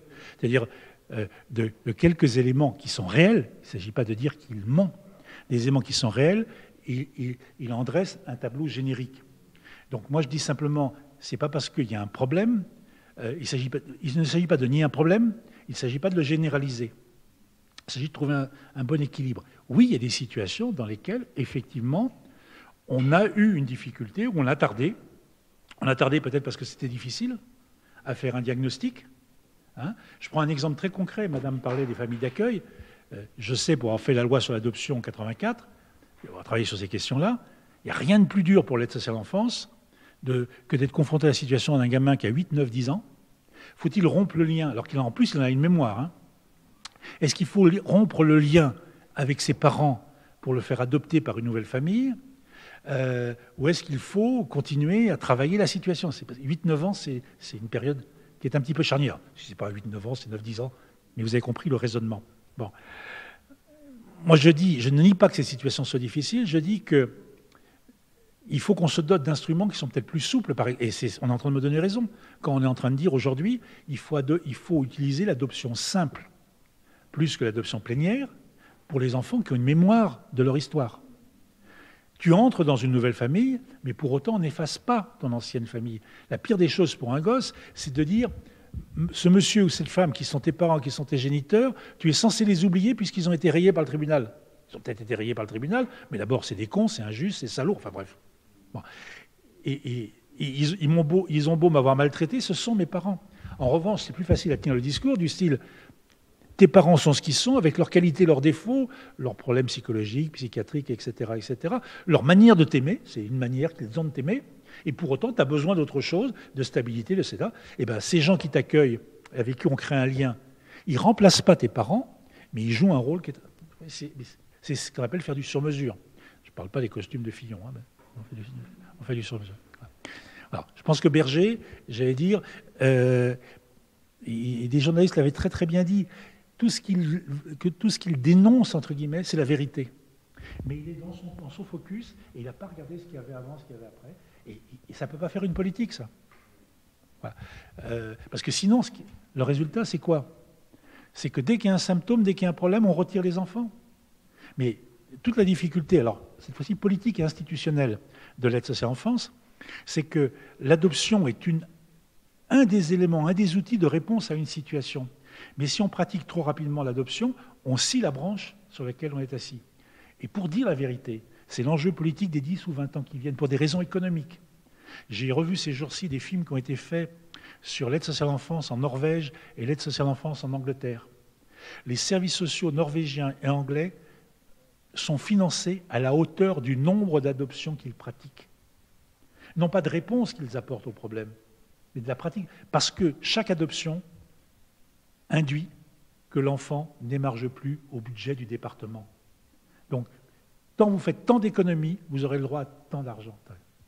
Service public à la française, c'est pas ça. C'est le gosse qui nous intéresse. C'est pas les économies. Voilà. Donc, on est sur une difficulté qui est de permettre, dans la gamme, de disposer d'une gamme d'instruments de réponse et de mettre en place des démarches familiales, professionnelles, une dialectique entre les membres de la famille, une dialectique entre les professionnels, une dialectique entre les professionnels membres de la famille, qui permettent de dégager un certain nombre d'objectifs. La loi de 2016, par exemple, a identifié, et je ne peux pas ne pas être d'accord avec ça, l'importance du parcours et l'importance de la stabilité. Mais le revers de la médaille, là je ne peux pas vous le traiter parce que j'ai déjà pris beaucoup de temps et ça pourrait nous embarquer, est-ce que la stabilité va pas l'emporter sur les droits de base? Alors je vais vous dire d'une manière caricaturale, je commence à le dire publiquement, mais c'est parce qu'il faut être autocritique, sinon on ne peut pas avancer. On ne peut pas avancer, pardon. Je dis malheur aux familles qui demain vont être prises en charge par l'aide sociale à l'enfance. Oui, je sais bien, j'ai rajouté, oui. C'est déjà le cas, mais moi je dis souvent d'une manière excessive, parce que nous avons réussi avec les lois de 84 notamment, etc., à faire en sorte que l'administration sociale ne soit plus identifiée comme étant arbitraire quand elle l'était auparavant. Je vous rappelle qu'avant la loi de 84, l'aide sociale à l'enfance pouvait accueillir des enfants et les immatriculer comme pupilles, etc. Désormais, avec la loi de 84, il n'y a que deux manières d'être pris en charge par l'aide sociale. Soit la demande des parents, soit la demande du juge. L'aide sociale à l'enfance ne fait plus le droit sur les familles. Je vous le fais, je suis obligé d'aller très vite, hein, mais je connais bien le sujet, c'est moi qui ai fait la loi, et en plus j'en ai vu les bénéfices. En revanche, la représentation, c'est pour ça que je vous dis tout à l'heure, bien sûr je vous sors un tas de conneries, mais dans mes conneries, c'est là où je suis le plus sérieux, hein, dans toutes les blagues. La vérité, la représentation de la vérité. L'aide sociale à l'enfance, c'est ce que je disais aux gens de l'ADF, l'Assemblée des départements de France. L'aide sociale à l'enfance, qui est un service public extraordinaire dans ce pays, a une représentation, à la représentation de l'assistance publique de Saint-Vincent-de-Paul, et encore, ce n'est pas la pire, elle a surtout la représentation de la DAS, arbitraire, qui enlève les enfants et qui les rend jamais, quand la décision est toujours prise par un juge. C'est-à-dire qu'on leur fait le procès de retirer les gosses alors que c'est les juges qui les retirent. Aujourd'hui, ce sont les procureurs. Je dis simplement, sur une image qui était déjà mauvaise, ma crainte, c'est que la loi de 2016, si vous le voulez, avec cette idée de stabilité, de ne pas remise en cause des situations, risque, j'allais dire, d'embarquer dans la filière aide sociale à l'enfance des gosses pendant des années et des années. La question qu'on devrait se poser, à l'aune de ce qui se passe en Allemagne et ailleurs, parce qu'en France, il y a 2 fois plus de gosses accueillis physiquement qu'en Allemagne et ailleurs. Ce n'est pas la question de ce qui se passe pendant le temps à l'aide sociale ou de la sortie, c'est comment éviter d'y rentrer. Je crois que la question politique de demain, c'est comment mettre en place des solidarités familiales et des quartiers pour éviter des réponses lourdes et pour les réserver qu'au cas qui le méritent. Excusez-moi, je ne sais pas que je ne veux pas répondre à vos 2 trucs, mais je voudrais arriver à mes deux autres points. Donc, la justice, c'est aussi, et depuis 1958, c'est essentiellement comme ça qu'elle est vécue, la justice de l'enfance en danger, de l'enfance maltraitée, sachant que le mot maltraité est récent, hein, dans la loi, hein, c'est la loi de 1989 qui, pour la première fois, parle d'enfants maltraités. Avant, on parlait d'enfants en danger. Mais 3e dimension qui est importante, et qui rejoint votre problématique, c'est que la justice va aussi intervenir, si on prend la terminologie anglo-saxonne, pour les enfants en conflit avec la loi, si on parle de la terminologie française, pour les enfants délinquants. C'est les mêmes. Bon. Pour leur garantir le droit à l'éducation. On est toujours, et à juste titre, malgré la période 2002-2012, qui voulait l'effacer, on est toujours sur cette idée, s'il y a délinquance d'un enfant, c'est parce qu'il y a carence éducative. Alors certains disaient, il y a carence éducative, il faut punir les parents. Certains disaient, il faut les punir par la prison. Je vous rappelle qu'à un moment donné, il y avait une proposition Sarkozy-Ciotti qui visait à poursuivre pénalement les parents dont les enfants continuaient à être délinquants. Ce qu'on appelle la responsabilité pénale du fait d'autrui. Même en 1942, on ne l'avait pas fait, ce coup-là. Hein. On avait fait la rétroactivité, mais on n'avait pas fait la responsabilité pénale du fait d'autrui. Heureusement, ça a été... Non, mais oui, mais on vient de là. Hein. C'était en 2007-2008. Hein. C'était C'était hier. Alors, donc, il y a cette idée aussi que donc s'il y a une carence, il faut les punir au portefeuille. C'est le projet, ce qu'on disait cet après-midi avec la journaliste, c'est le projet de Marine Le Pen, mais qui est un classique, hein, de les punir aux allocations familiales. Bon. Et puis il y a une autre stratégie qui est effectivement en direction de l'enfant, mais aussi en direction des parents, d'essayer de rattraper le retard qui a été pris. Il y a eu carence. Pourquoi il y a eu carence? Est-ce que c'est lié à des problèmes économiques, des problèmes culturels, des problèmes de personnes, des problèmes de rapport, des problèmes de personnalité? Enfin, j'en sais foutrement rien. Comment, effectivement, permettre aux gamins non pas de rattraper leur retard, mais d'accéder, j'allais dire, à la valorisation de leurs compétences? Comme je disais aux gamins de mon cabinet, tu ne seras jamais polytechnicien, mais est-ce qu'il faut être polytechnicien pour être heureux? Mais en revanche, mes enfants t'ont mis 7 ans, 8 ans, 9 ans dans la vue et tu vas avoir des emmerdes parce que tu ne sais pas rédiger le moindre truc, tu ne peux pas aligner 3 mots, tu ne sais rien faire, bon, tu ne maîtrises pas les codes. Et puis en plus, ton papa et ta maman, non seulement n'ont pas d'argent, ça c'est pas grave, parce que moi j'en ai pas beaucoup, mais ils n'ont pas de relation, puisque l'important c'est les relations. Aujourd'hui, c'est pas l'argent. C'est le relationnel. Donc effectivement, l'ordonnance de 1945, hein, pour en arriver là, l'ordonnance de 1945, qui en réalité n'est pas le premier texte fondamental sur la justice des mineurs. Le premier texte fondamental, c'est 1912. La loi de 1912, elle est venue dire que s'agissant des enfants, il fallait les traiter comme des personnes et non pas comme des dossiers. Ce qui était important, c'était la personne et non pas l'acte. Et l'enjeu de la justice en 1912, en prenant du temps, et en s'appuyant sur les travailleurs sociaux, les deux idées sont essentielles. Hein. Prendre du temps et en s'appuyant sur les travailleurs sociaux, l'enjeu de la justice des mineurs, c'est de transformer la personne délinquante en une personne non délinquante. C'est ça l'enjeu. 1945 l'a accentué, la priorité éducative dont quelqu'un parlait tout à l'heure. Mais le ressort est exactement le même. Un gosse qui commet des délits, quand il en commet un, il en commet 10. Quand on entend des hommes politiques dire ce qui est préoccupant, c'est les délinquants récidivistes, ils n'y connaissent rien. C'est la définition même du délinquant que de commettre beaucoup d'actes, puisqu'il en a une séquence de vie où il est en conflit avec la loi. Quand il commet un vol de voiture, il en commet 10. Quand il commet une agression, il en commet 10. C'est de s'attaquer aux... Alors il faut le juger sur chacun des faits, heureusement ou malheureusement, parce qu'il y a des victimes, il faut aussi rendre justice aux victimes, mais par-delà chacun des faits, il faut effectivement, c'est l'enjeu de la justice des mineurs, le transformer. Et ça prend du temps. Ça prend 2 ans, 3 ans, 4 ans. Et la plupart des hommes politiques, de droite comme de gauche comme de droite, disent le temps qu'utilise le juge pour enfant pour prendre en charge un jeune, c'est du temps perdu. Pardon, le temps de l'instruction, c'est du temps perdu. Et nous, on leur répond non, ce n'est pas du temps perdu. C'est du temps où il y a de l'action sociale qui se développe avec travailleurs sociaux, psychologues, psychiatres, la tchatch, pardon, du juge, la peur du juge, parfois l'incarcération, puisque l'incarcération fait partie aussi, de mon point de vue, d'une démarche éducative. Moi, je ne suis pas sur le thème, d'un côté il y a la répression, de l'autre côté il y a l'éducation. Il n'y a pas d'éducation sans contrainte. Et il n'y a pas de contrainte, sinon du vice, de la perversité, qui est une dimension éducative. Moi, quand j'incarcère un gosse, ce n'est pas pour me faire plaisir. C'est parce que ça participe d'une prise en charge. Il y a des moments où il faut marquer des limites, comme on le fait pour ces gosses, il faut le marquer pour les gosses des autres, parce que si on ne le fait pas, ben, ils ne vont pas trouver ces limites, et avec tout ce que ça peut poser. Voilà. Donc, il y a effectivement une mission qui est essentielle de la justice, c'est de garantir le droit à l'éducation de tous les enfants, y compris des enfants délinquants, et globalement, avec toutes les critiques que l'on peut faire, on y arrive relativement. C'est pas moi qui le dis, c'est le rapport Le Cerf de 2011 de ce député sénateur depuis devenu président du conseil départemental du Pas-de-Calais.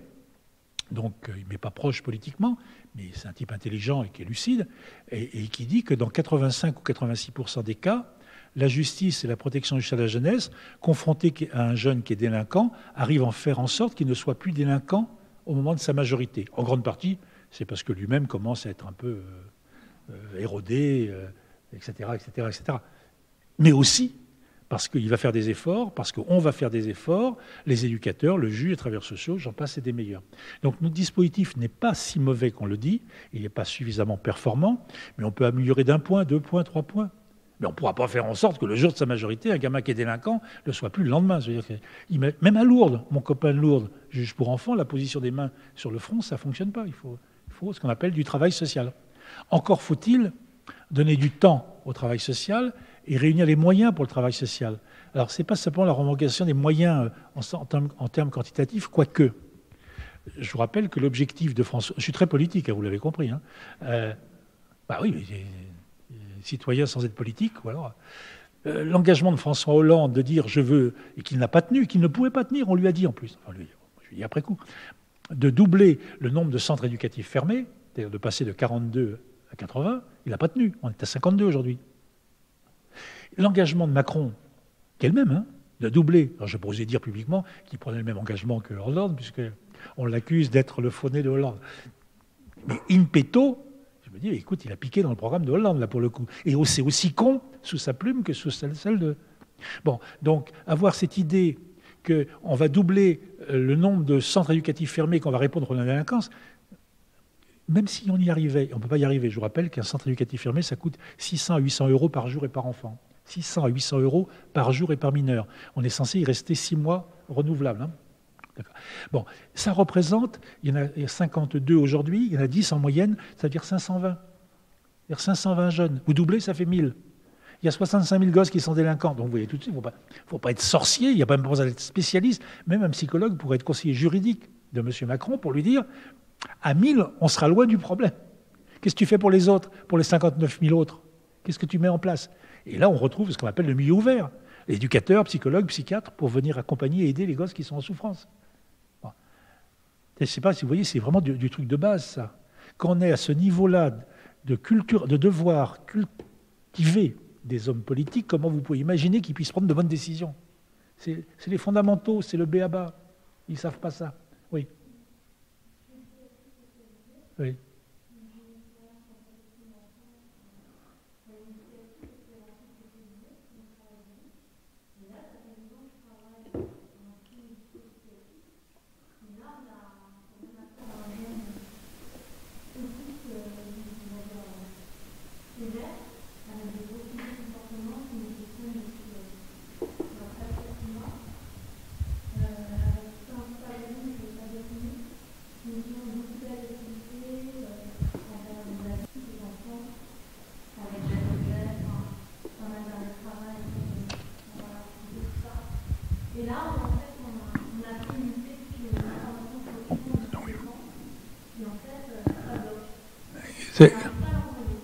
Ça veut dire quoi, ça bloque? Vous n'arrivez pas quoi à le... Qu'est-ce que vous n'aurez pas envoyé? Le jeune ou le signalement? L'information préoccupante? Pardon? Ah ben l'envoyer, c'est assez simple. Hein. Je ne comprends pas votre truc. Je ne comprends pas. Bien sûr, j'ai compris ce que vous dites, mais je vous réponds d'une manière humoristique. Attendez.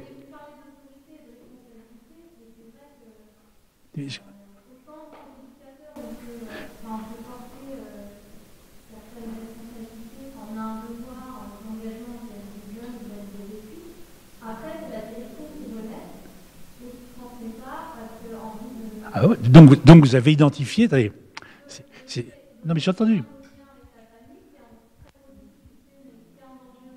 Attendez, laissez-moi essayer de vous répondre. C'est ce que je voulais vous...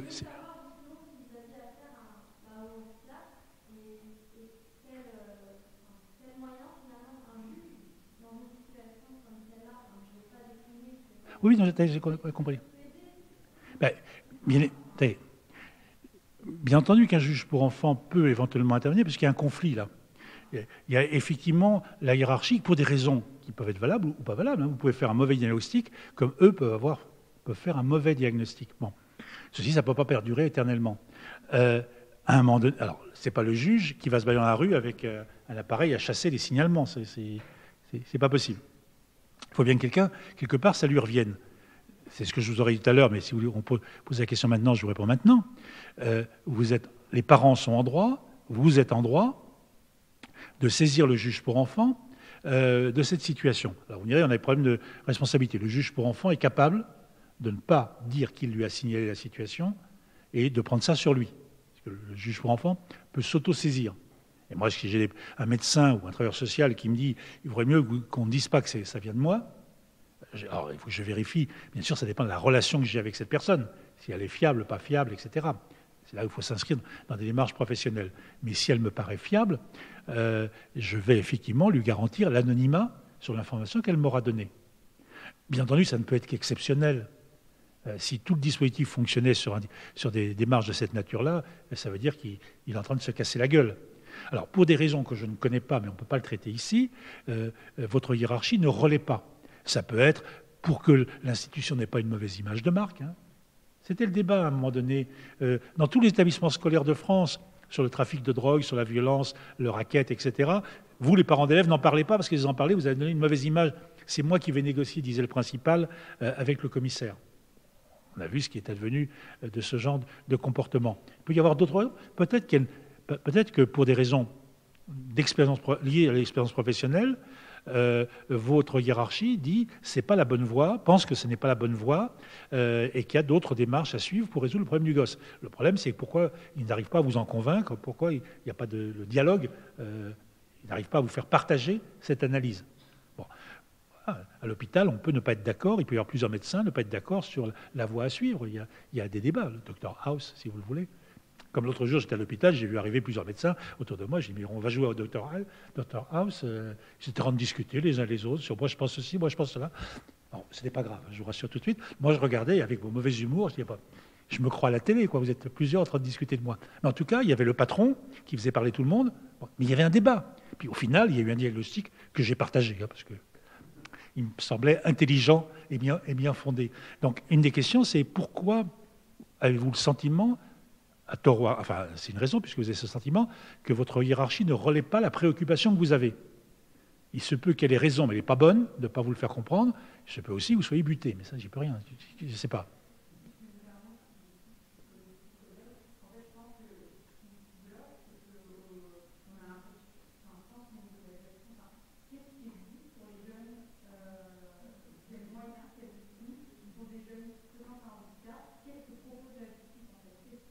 Mais la justice, attendez, je vais répondre à votre question. J'ai essayé de vous dire tout à l'heure en entame, la justice ne propose rien pour le handicap. Être handicapé n'est pas une tare, être handicapé n'est pas...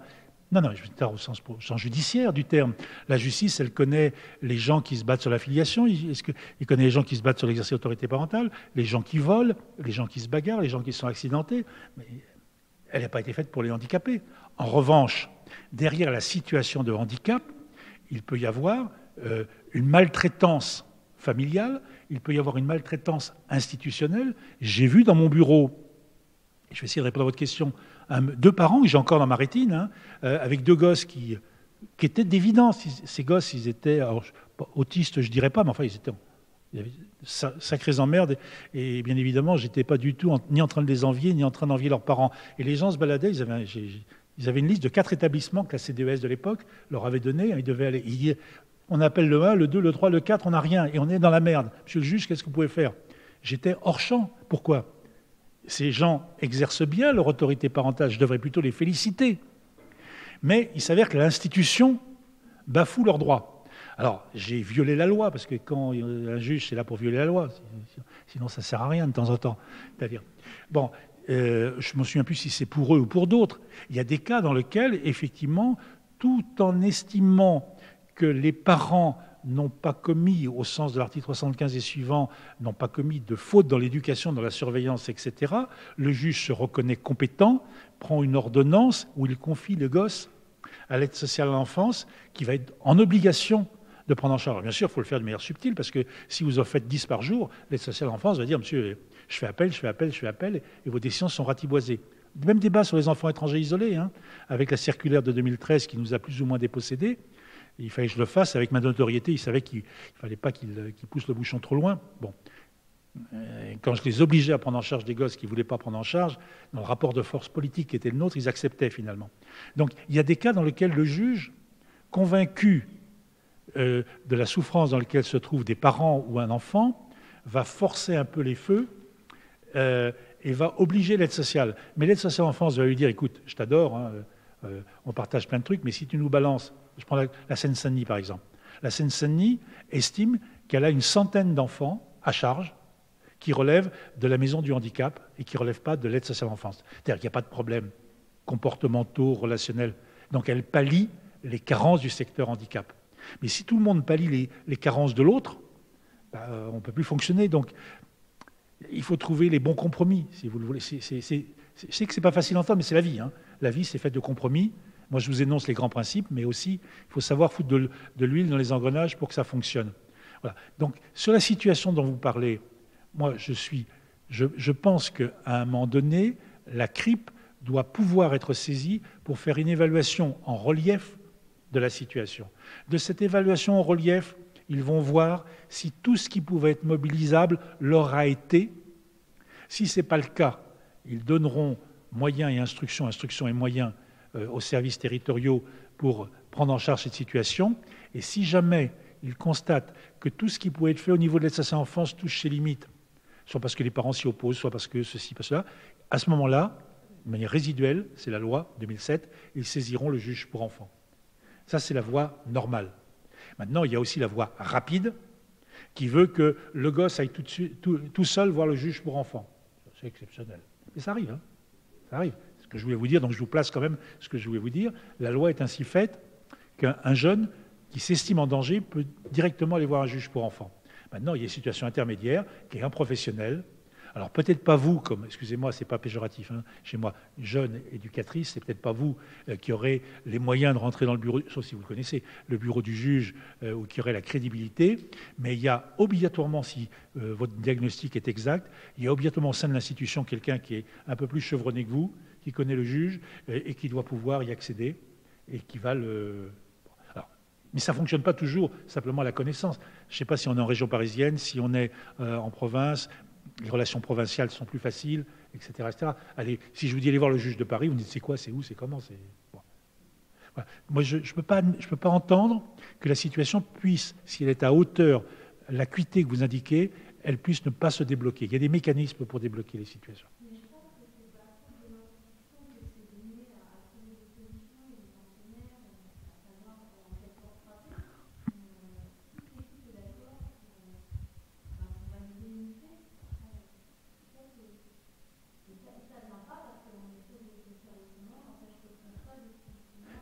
Écoutez, en une phrase pour terminer sur la question que vous posez, si ça ne passe pas, c'est que ce n'est pas mûr. Enfin, moi, je ne peux pas entendre.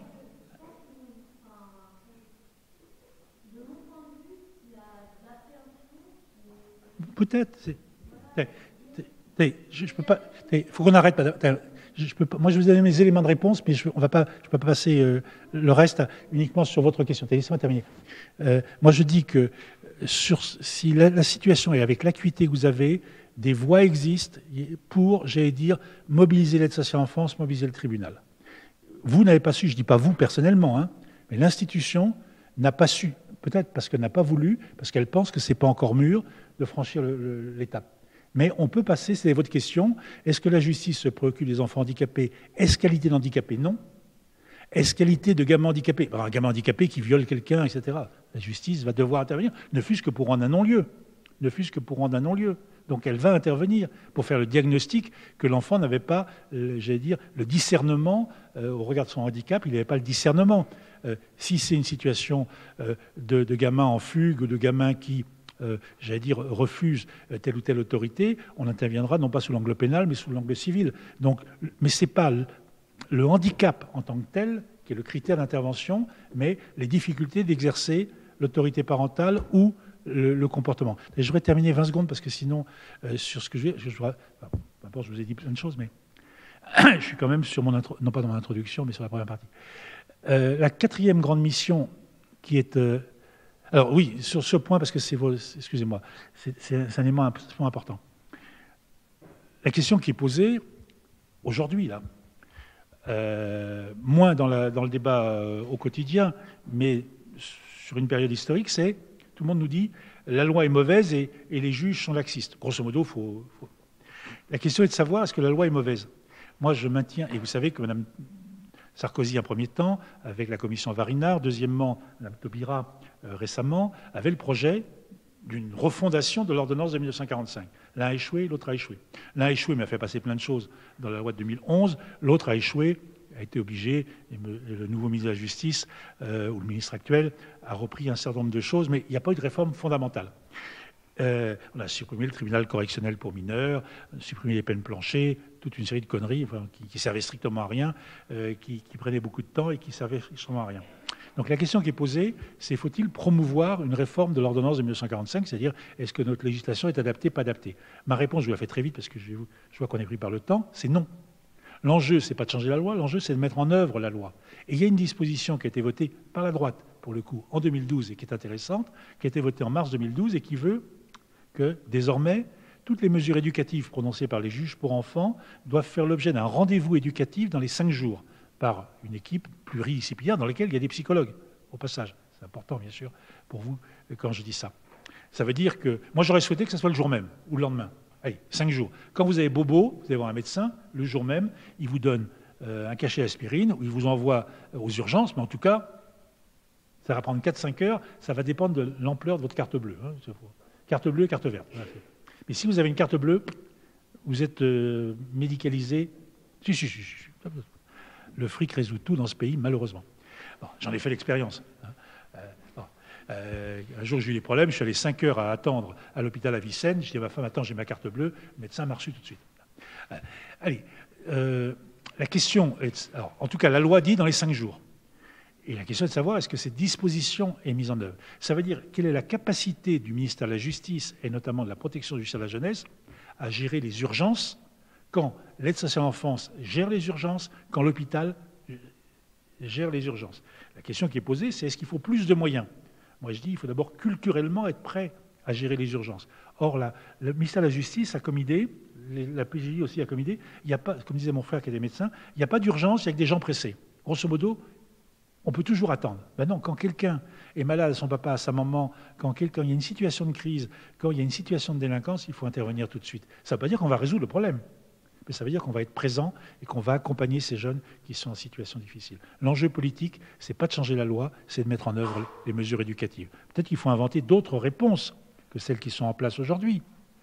Comme régulièrement, on invente d'autres réponses. Par exemple, on a inventé depuis 20 ans, 30 ans, ce qu'on appelle les mesures de réparation. C'est-à-dire où quelque part on est dans le faire, F-A-I-R-E, et pas seulement, j'allais dire, dans le jugement moral. Réparer l'erreur ou la connerie qu'on a pu faire, c'est quelque part prendre conscience de la gravité des actes qu'on a pu poser, c'est être acteur, c'est pas seulement recevoir des leçons. Bon, allez, il fait son sermon et je passe à autre chose. Dernier élément, et simplement pour le noter parce que c'est important, la 4e grande fonction que la justice tient, je vous rappelle, la première fonction c'est un statut, la 2e fonction c'est mettre en œuvre, permettre aux parents de bien exercer l'autorité parentale, parce que c'est le droit premier des enfants que quelqu'un exerce l'autorité parentale ou les responsabilités parentales, pardon. 3e, garantir le droit à l'éducation, mais le 4e grand droit, et c'est important pour des gens comme vous, c'est de garantir les droits des enfants victimes à se faire rendre justice. Or, les enfants qui sont victimes d'agressions sexuelles, notamment d'autres types de violences, ils cumulent 3 handicaps. C'est le fait d'être victime dans une société de justice publique et non plus de justice privée. Donc, où il faut passer par la puissance publique pour se faire rendre justice. Deuxièmement, c'est souvent des femmes. Par définition, les femmes, c'est des menteuses et elles racontent n'importe quoi. C'est le débat il y a 40 ans avec Yvette Roudy et les autres. Une femme qui s'opposait aux policiers de l'époque. C'est une femme qui a été violée. Oui, elle portait une mini-jupe. Bon, c'est normal, elle a fait de la provoque. C'est le débat sur les prostituées qui se font violer. C'est normal de violer une prostituée, pour certains, bien évidemment. Donc le fait d'être une femme, c'est pas facile. Donc victime, femme et enfant, un enfant par définition, c'est pas crédible. Donc il faut remonter cette pente. Alors on nous sort immédiatement l'affaire Doutreau. Dans l'affaire Doutreau, c'est pas les gosses qui ont menti, c'est les adultes qui étaient là, policiers, magistrats, psychiatres, psychologues, j'en passe et des meilleurs. C'est tous ces gens-là qui ont déconné et qui n'ont pas appliqué le protocole de la loi de 98 sur l'audition des enfants victimes et surtout des précautions, les démarches qu'avaient mis en exergue Carole Mariage et quelques autres à l'école de police. Comment on auditionne un enfant, c'est quoi la vérité de la parole d'un enfant, etc., etc. Les gosses, ils n'ont pas menti ou trop, ils ont réellement été victimes. C'est nous qui avons été incapables de décrypter, d'interpréter la parole des enfants. Bon. Alors, en d'autres termes, un des enjeux de la justice, et cette fois-ci, c'est la justice correctionnelle, c'est le tribunal correctionnel, c'est la cour d'assises, j'en passe et des meilleurs, c'est une instruction, bien sûr, puis avant, c'est le procureur de la République, si on reprend tout le dispositif, c'est ce qui se passe à la police, avec la procédure Mélanie sur l'audition des enfants, le fait d'enregistrer de manière audiovisuelle l'audition des enfants, mais aussi de faire en sorte que les enfants, pour qu'ils puissent s'exprimer réellement, choisissent leur interlocuteur, avec des modes d'expression qui peuvent passer par des objets transitionnels, par des salles qui sont équipées, j'en passe et des meilleurs. Donc l'enjeu, il est au bout de la chaîne, c'est le débat sur la prescription, si vous le voulez. Un des enjeux majeurs, c'est de faire en sorte que les personnes qui ont été victimes d'infractions graves, quand ils sont mineurs, puissent se faire rendre justice le plus vite possible. Et pourquoi pas, s'il le faut, une fois devenus adultes, c'est tout le débat sur l'allongement et jusqu'où de la prescription. On est passé de...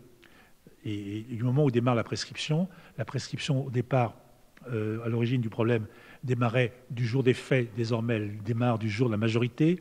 Deuxièmement, elle était classique de 10 ans. Elle a été allongée à 20 ans.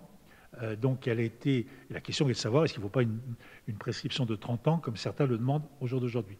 Voilà. En d'autres termes, ce que j'ai essayé de vous montrer très rapidement, puis je vais vous laisser du temps pour poser des questions, c'est que la justice a un rapport très démultiplié avec des jeunes qui sont en grande difficulté, soit pour éviter qu'ils ne le soient, soit au moment où ils le sont, soit pour éviter que ça se cristallise et que ça se trahisse par des fugues, des agressions, de la délinquance, de l'automutilation, du suicide, j'en passe, c'est des meilleurs. Bon, des situations dont vous pouvez la reconnaître par un bout, par un autre, etc. Pour vous cristalliser tout ce que je viens de vous dire et en terminer, le quart des magistrats français, du parquet et du siège, sont sur ces questions enfance-famille. Donc ce n'est pas un juge par-ci ou un juge par-là. Hein. À Bobigny, par exemple, qui est le premier tribunal de France, c'est 10 juges d'affaires familiales, c'est 14 juges pour enfants, c'est 8 substituts, c'est une bonne partie, je veux dire, de la population judiciaire, des professionnels de la justice qui interviennent. Voilà, je vais vous laisser, parce que je vois qu'il est 8h15, j'avais d'autres petites choses à vous dire, mais ce n'est pas très grave, poser des questions et j'essaierai d'y répondre. Allez. Voilà. Je vais juste prendre le temps d'apporter un petit témoignage, puis après je poser des questions. Moi, ma position, c'est que je suis responsable d'une institution pour aider les familles ayant un enfant qui a un TDAH, pour que de l'assistance psychothérapeute. Et dans les familles qui ont un enfant qui est porteur de troubles, il y a parfois, elles sont en situation où l'école, un intervenant a fait une information sur l'enfant, les enfants sont, il y a une enquête spéciale, etc. Et ça peut aller jusqu'à, on leur retire les enfants, ils sont placés. Donc, bon, je reprends les termes un peu comme on les exprime. Hein, si à partir de demain vous changez, c'est pas grave. Voilà. Et bien entendu, ça veut dire accueillir, et je trouve que c'est important. Et retirer, c'est un mot qui est de fait. Les parents est retiré, placé, par exemple, les deux termes, retiré, accueilli, enfin, ils sont mis en famille d'accueil. Et ma question à moi, c'est la procédure, elle porte sur la procédure d'information publique. Parce qu'en discutant avec d'autres pays ailleurs, en Canada entre autres, pour faire une information publique, c'est tout un protocole. Ils doivent vérifier un certain nombre de points, et si tous les points ne sont pas remplis, vous ne pouvez pas déposer une information constante. Et en France, en fait, l'information constante, elle est extrêmement facile. Et quelqu'un qui veut n'importe qui peut se saisir d'une information constante, peut faire une information constante sur l'enfant du voisin. Après, je ne dis pas qu'au bout de la chaîne, la démarche de l'aide sociale à l'enfant, c'est pas vraiment qu'on devrait réformer ce point au moins et s'assurer que cette information sur le courant ne puisse pas être faite n'importe comment. Voilà. J'aimerais qu'on puisse expliquer ça. Il faut là revenir à quelques données de base. D'abord, vous dites réformer. Le concept d'information préoccupante est récent, c'est 2007.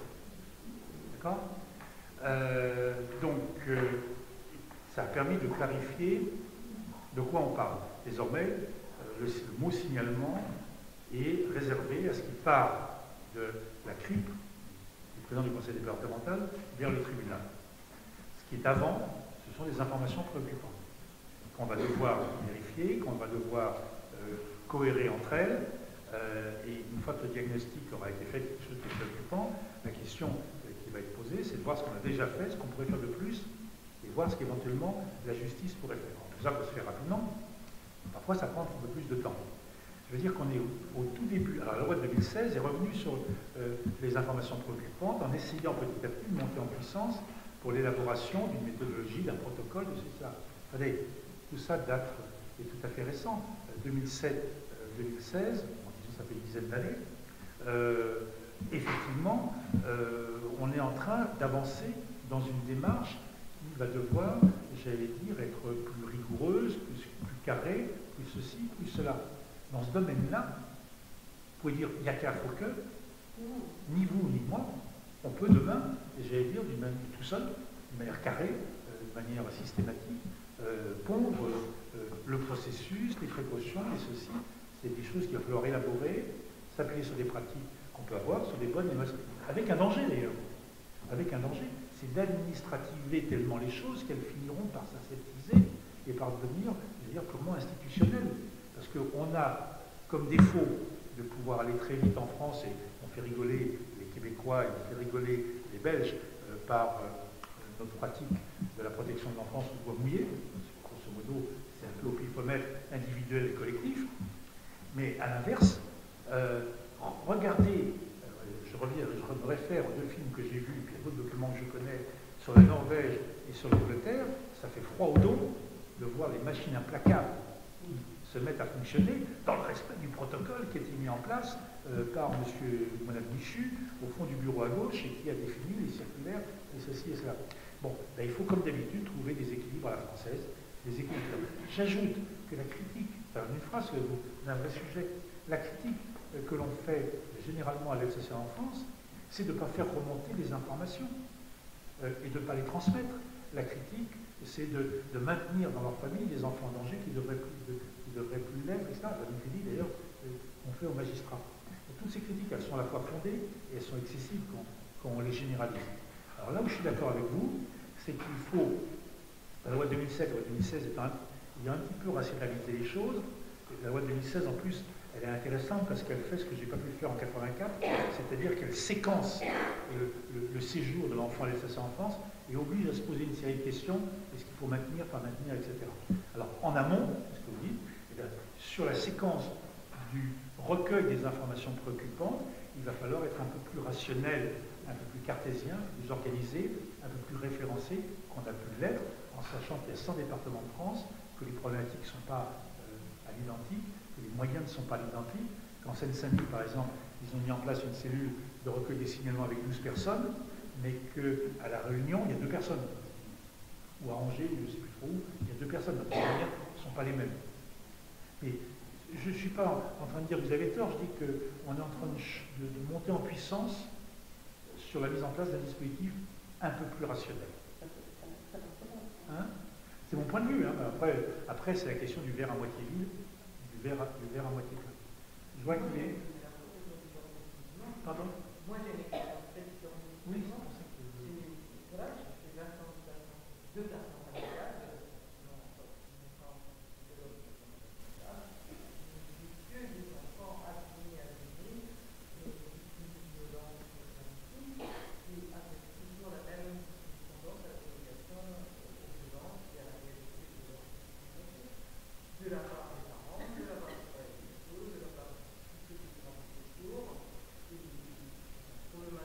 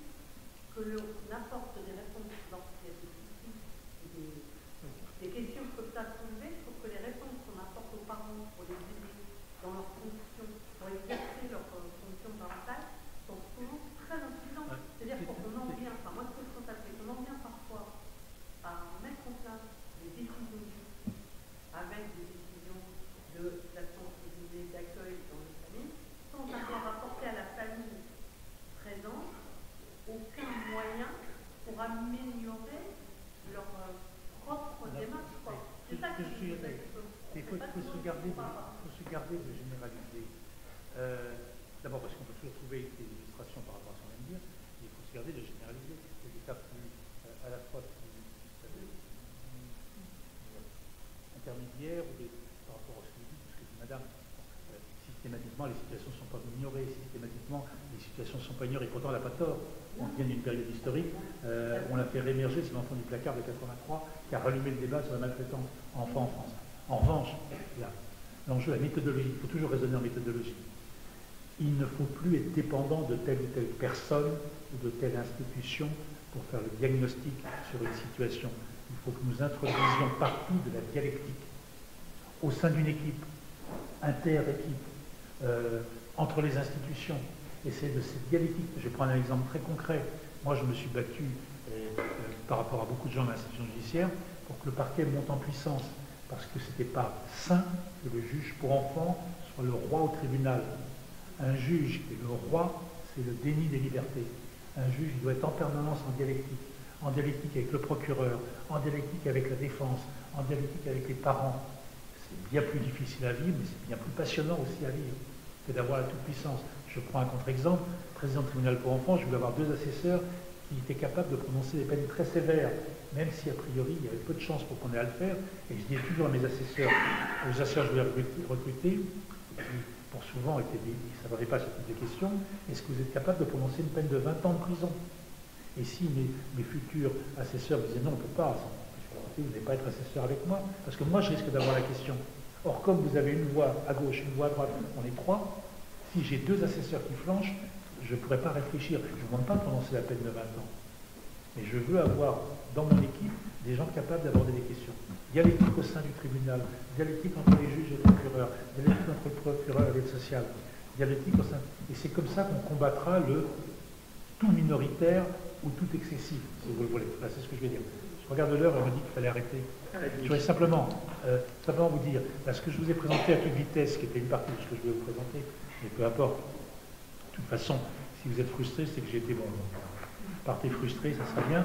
Mais ces 4 grandes fonctions, je vous les ai, c'est ce que j'ai présenté dans le petit bouquin là, qui est chez Dalloz. Et par ailleurs, pour ceux qui voudraient aller plus loin, je vous ai amené les bouquins sur l'enfant délinquant, sur l'enfant en danger ou sur l'enfant victime, pour ceux qui voudraient prolonger. J'en ai pas beaucoup, mais pour ceux que ça pourrait intéresser. Voilà, je préfère la parenthèse. Est-ce qu'il y a et sur d'une manière générale les problématiques que je vous ai abordées, en disant plaisantant au tout début de la séquence, vous allez sur le blog, sur Le Monde, vous trouverez facilement mon blog, et sur la délinquance, sur les violences enfants, sur la PC, je sais pas quoi, sur les mineurs étrangers isolés, vous trouverez 650 blogs. De quoi alimenter votre réflexion, si vous le souhaitez. Est-ce que dans le peu de temps qu'il nous reste,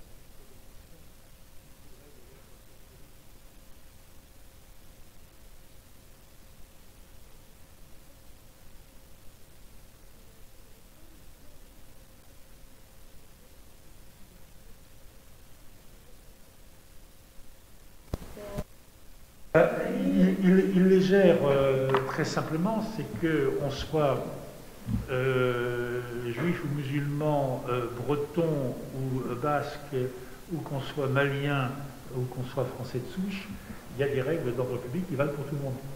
Donc quand j'ai un malien qui me dit, ou un haïtien qui me dit, nous, si vous nous interdisez de frapper nos gosses, vous nous dépossédez de notre autorité, de notre légitimité, je leur rappelle qu'on n'est pas en Haïti, qu'on n'est pas au Mali, qu'on est en France, et que, même si je souhaite que ça évolue, seules les violences légères sont permises. En d'autres termes, qui qu'on soit sur ce pays, dans ce pays, les règles d'ordre public l'emportent sur tout le reste. Et donc, j'en ai rien à cirer de ta culture, que ta culture elle soit ceci, elle soit ça, j'ai rien à cirer. je vais l'intégrer. C'est effectivement une contradiction. Il faut essayer de montrer à un père malien qu'on peut faire autorité à son enfant sans le battre et sans l'accrocher au radiateur, comme je l'ai vu, ou le battre avec du fil de fer, et qu'on peut être un bon parent, et qu'on peut être un bon mari sans battre sa femme tous les jours. Voilà. Alors, ils me répondent généralement, oui, mais quand je suis venu ici, je pensais que vous défendiez les droits de l'homme. Moi, je rajoute les droits de la femme aussi et les droits de l'enfant. Et je rajoute même, parce que vous avez compris mon mauvais humour, je dis, depuis mon bureau jusqu'à la piste d'aéroport à Roissy, il y a 12 km, vous pouvez partir. Vous laissez votre femme et vos enfants. En d'autres termes, est-ce que vous acceptez la culture de ce pays dans lequel vous êtes réfugié, qui est qu'effectivement, on est plus dans le dialogue que dans la violence? Alors maintenant, si c'est purement culturel, on va vous apprendre, mais c'est le débat sur l'excision et la circoncision. Tout ça, c'est la même chose. Maintenant, si c'est un problème maladif, il y a des gens qui ne peuvent parler aux autres qu'en criant, qu'en les agressant, qu'en vitupérant, qui sont souvent eux-mêmes très limités et en souffrance. Si c'est vous qui êtes en souffrance, on va vous soigner. On peut être un parent haïtien et un parent malien et avoir des problèmes psychologiques aussi. Mais la question de la culturalité, c'est le débat. C'est comment dire, je peux prendre un truc caricatural. C'est ce que je dis un jour à un monsieur qui est en face de moi avec ses 3 femmes, qui étaient toutes plus belles les unes que les autres. Bon, je dis c'est pas très légal par rapport à la loi française, où nous on n'est pas pour les 3 femmes. Et je lui dis, mais je ne sais pas comment vous arrivez, parce que déjà moi avec la mienne, j'y arrive pas, donc vous avec 3, je ne sais pas comment vous faites. Mais il était heureux avec ses 3 femmes, et je lui dis, vous êtes dans l'illégalité. Un magistrat, c'est... Alors, simplement, ce que je suis en train de vous débattre, je fais vite, parce qu'on est pris par le temps, et c'est le débat politique de... La question que vous posez, c'est le débat politique de la période qui s'ouvre. Je l'ai dit il y a un certain temps, mais à Jacques Toubon ou à d'autres, je travaille avec Jacques Toubon, mais je crois qu'on n'a pas été entendu. On doit animer le débat dans le champ public sur les normes et sur la hiérarchie des normes. Et je disais dans le passé que la loi de la République l'emportait sur Freud, c'est le débat sur le signalement. Aujourd'hui, je dis, la loi de la République, elle l'emporte sur le Coran, comme elle l'a emporté en 1905 sur les évangiles.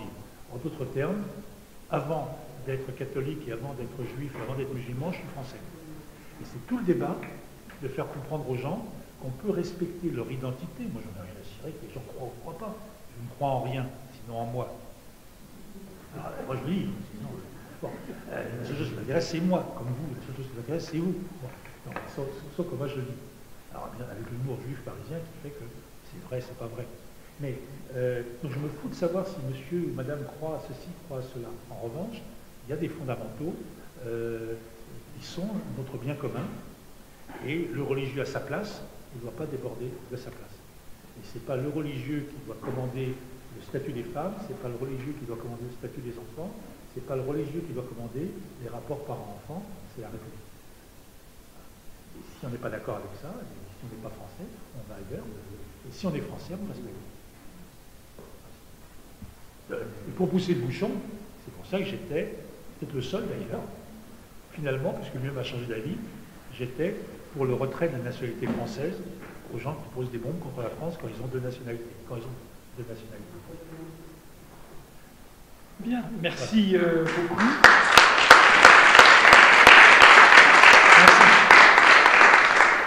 Un vaste champ et on n'en a vu qu'une partie avec vous, mais merci pour cet éclairage très large.